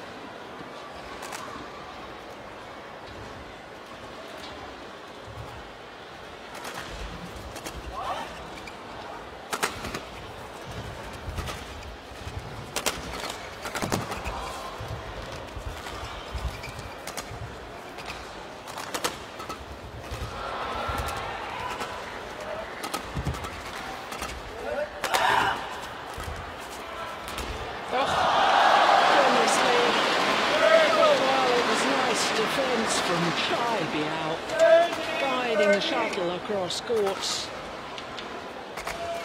That one there, but surely OSIM Hock should have put that away. That goes down in my book as a missed opportunity.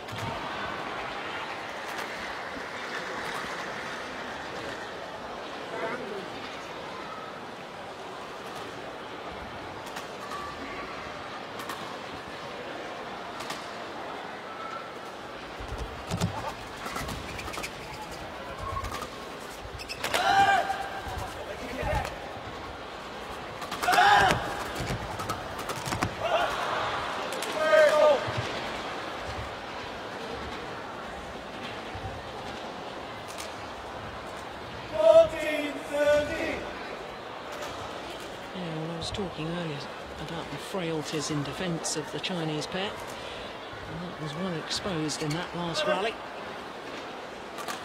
They don't get down low enough. If you're defending, you've got to crouch down low, knees bent, naked arm in front of you.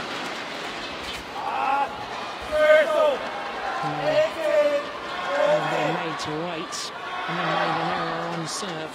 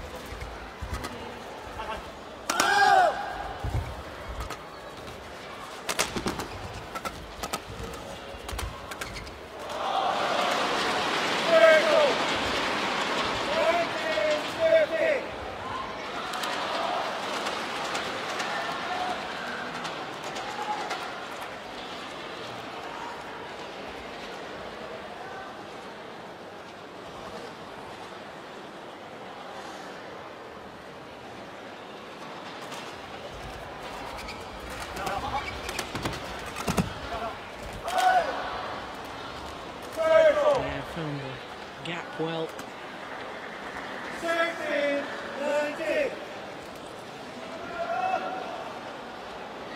it's quite obvious to me that this Chinese pair just not yet back found their rhythm as a partnership. 17-19.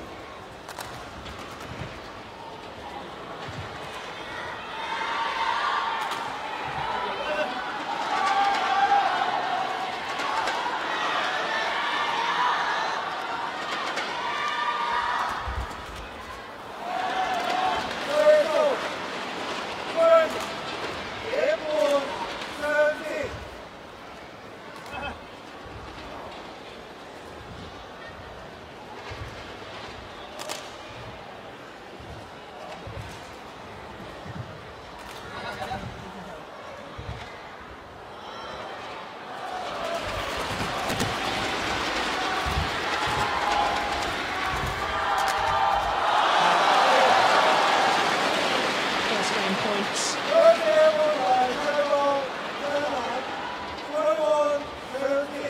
21-17 confirms the umpire.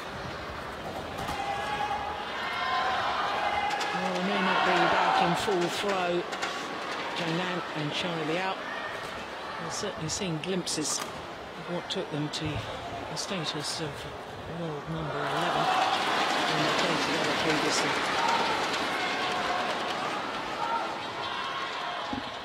下去不要落进。男朋友是看到站啊，买，我是看到干嘛？把年纪摆，那既然那这样，你顺风我光就可以。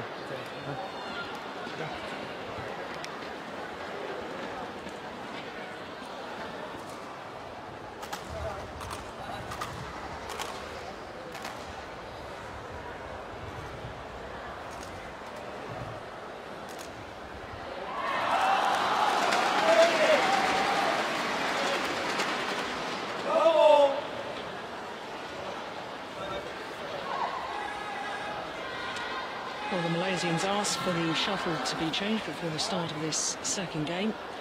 And of course, while the Chinese pair had the luxury of coach Changzhou, two-time Olympic mixed doubles champion, advising them in the interval between first and second game, the Malaysians had no one. Saying in the opening game that they compete as independent players and as such don't travel with their own coach.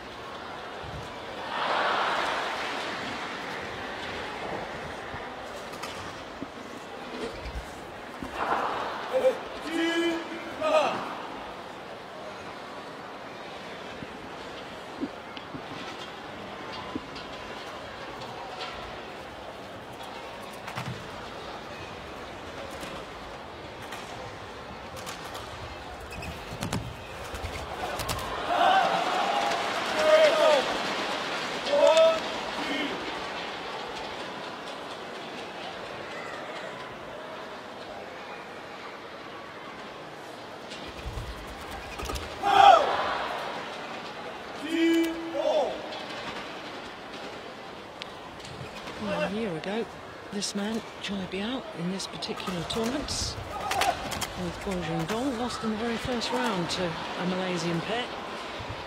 Lost out to Pu Kian Kiat and Tan Boon Hyung.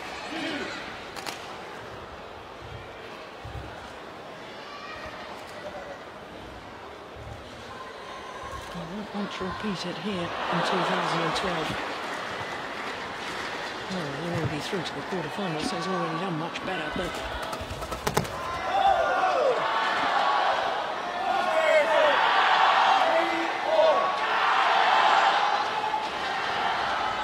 struggling a little bit with his form at the moment is Chai Biao.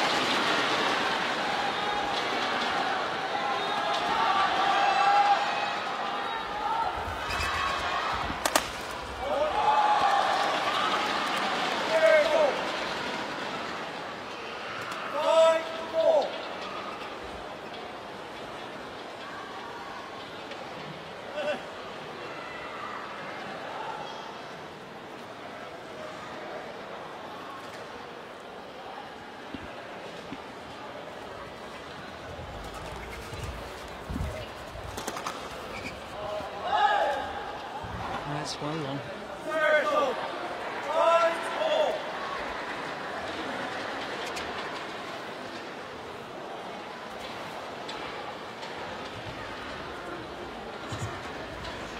Taking an opportunity to tell down.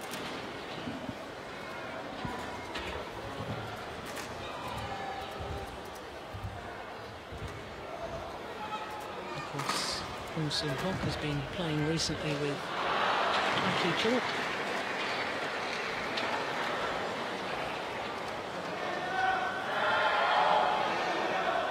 Both these partnerships, one relatively new, only 6 previous tournaments, the other Chinese pair renewing an old partnership.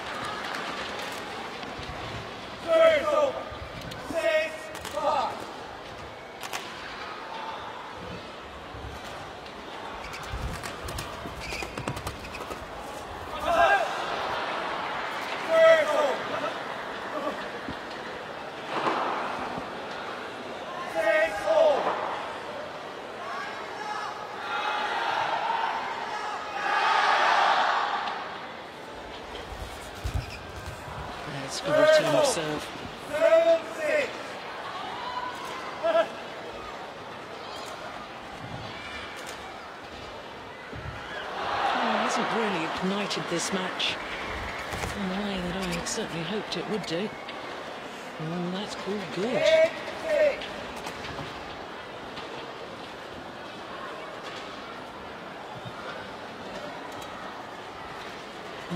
Indeed it was.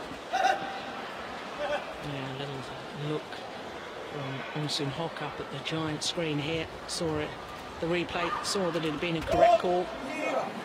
Oh, fault receiver. Well, OSIM Hock probably thought that the serve was a fault. He went in the wrong direction, totally deceived. The serve landed out, but the umpire calling a fault receiver for moving before the serve was struck. Goodness me, it's all happening.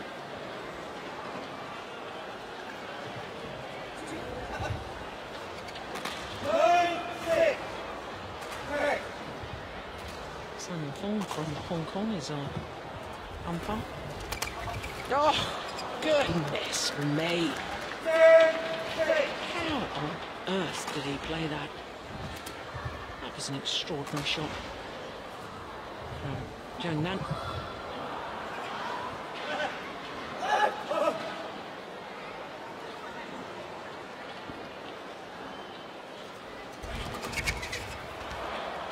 Sharp. Suddenly from 6-all to 5 straight points and 11-6 in favour of the Chinese combination.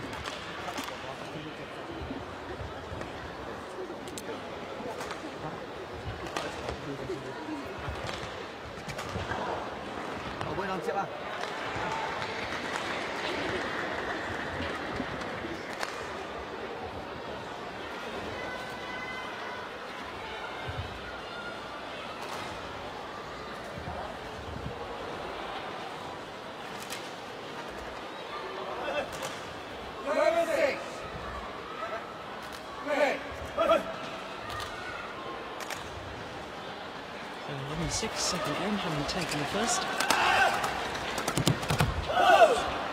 This is one of the reasons if they want to get through to the semi-final. Really have to up their game.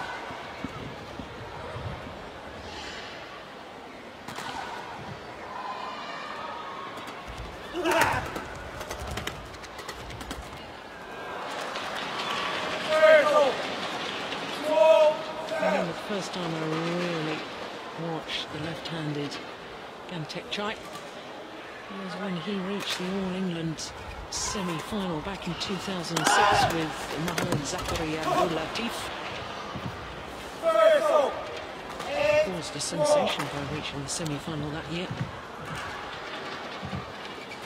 And I thought that he would go on and really do great things in World Badminton. He's been a good player, there he is. He's been a very good player, but not, I don't think, an outstanding player.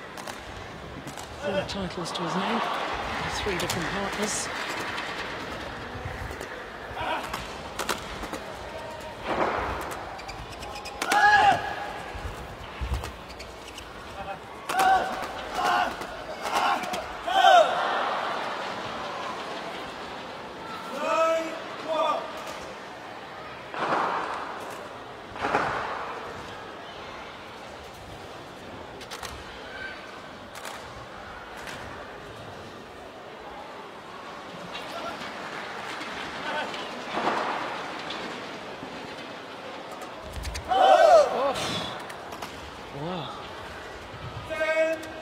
Serve almost seemed to come down at Zhang Nan.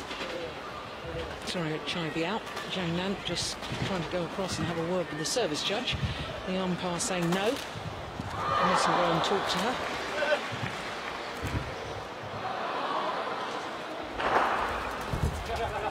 Emi Sakamoto of Japan is the service judge.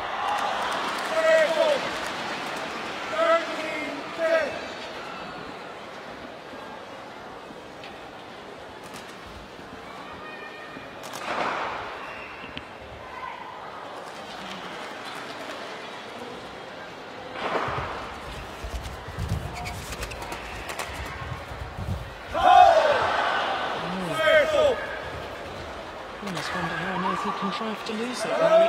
seemed to be in total control from the front of the court, did Chai Biao, and then made the error.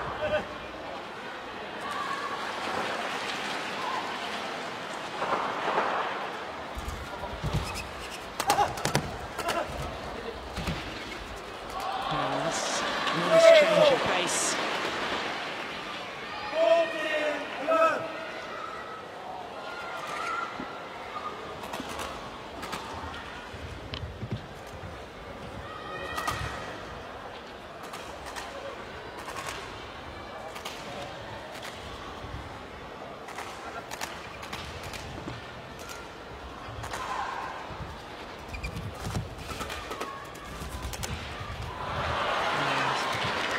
Puts it away so efficiently, doesn't he? There's a reason why he's world and Olympic champion in the mixed doubles.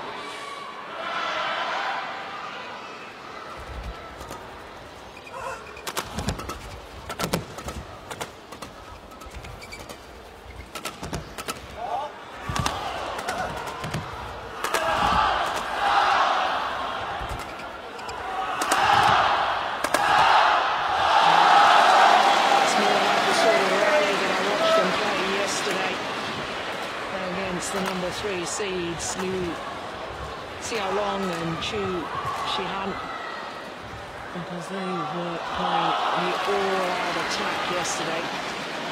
It's a young Chinese pair.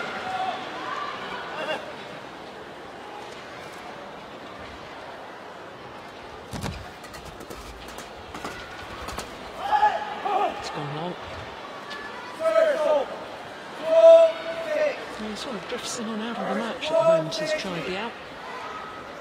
Moment of brilliance followed by a moment of, well, ordinariness.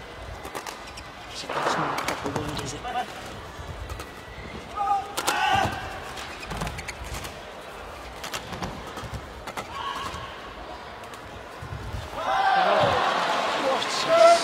a super drop shot from Ong Soon Hock. Great disguise, great control. And the Chinese pair, they're both very tall men. I talked about their frailties in defence. And because they're standing with really quite straight legs in their defensive stance, rather than crouching down low, they also tend to go quite deep in the court. And it does make them vulnerable to the drop shots.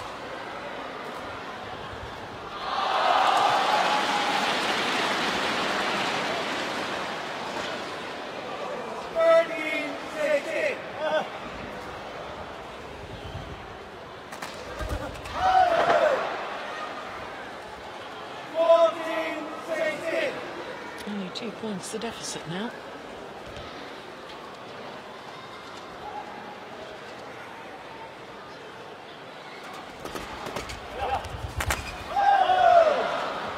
That 1 point the deficit. Oh, this could become very interesting indeed.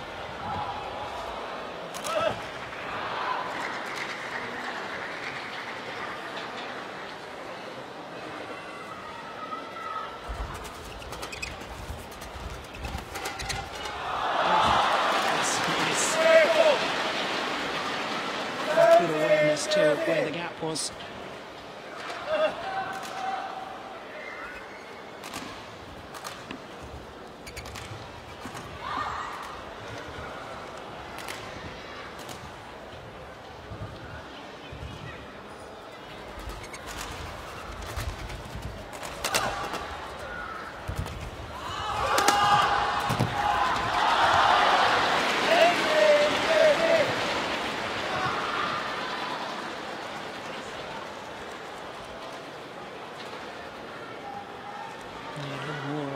That time on the nets, Chai Biao.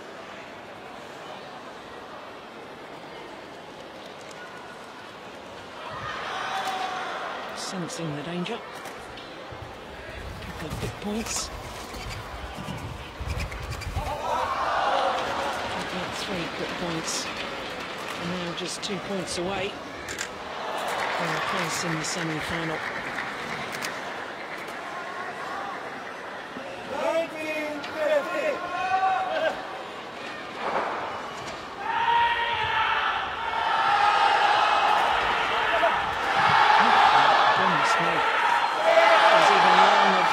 singles court.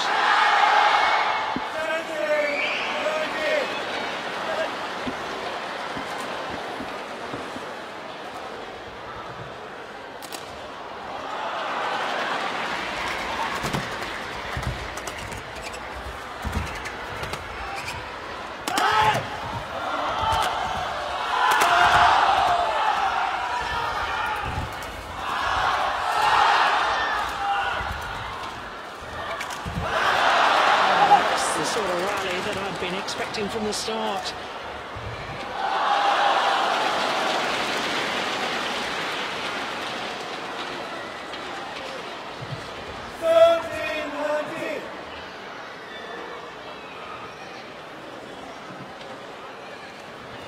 Well, if the Malaysians could just clinch their second game, it could be in for a very, very interesting decider.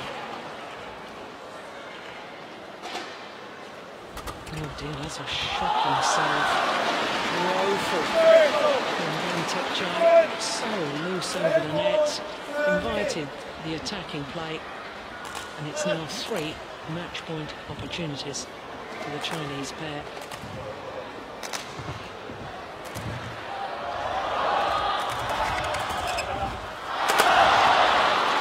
And they convert on their first opportunity, as indeed in the opening game. So absolute symmetry in the scoreline. Only 33 minutes required to secure their victory. Changnan and Chai Biao 21-17, 21-17. And they're through to the semi-final. Their 6th Super Series semi-final in total. And remember, of course, they have indeed already reached a final 2 years ago at the China Open. But here at the China Masters, there's confirmation of the score, 21-17, 21-17. And Chai Biao and Changnan are into the semi-final tomorrow.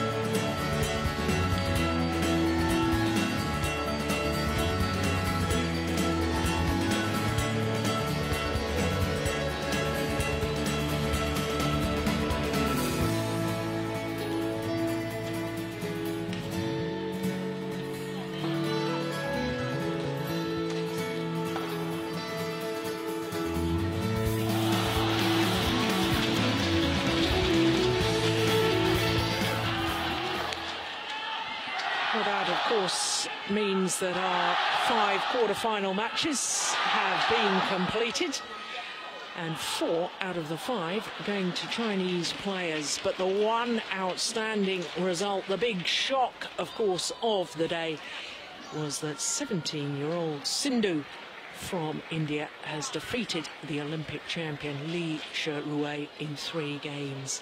Apart from that, women's singles encounter all the other matches in 2 straight games. Of course, play still in action here in Changzhou, but that is our 5 matches completed for quarterfinals. We will, of course, have semi-finals tomorrow. That's earlier than today, 1200 local time. 0500 GMT.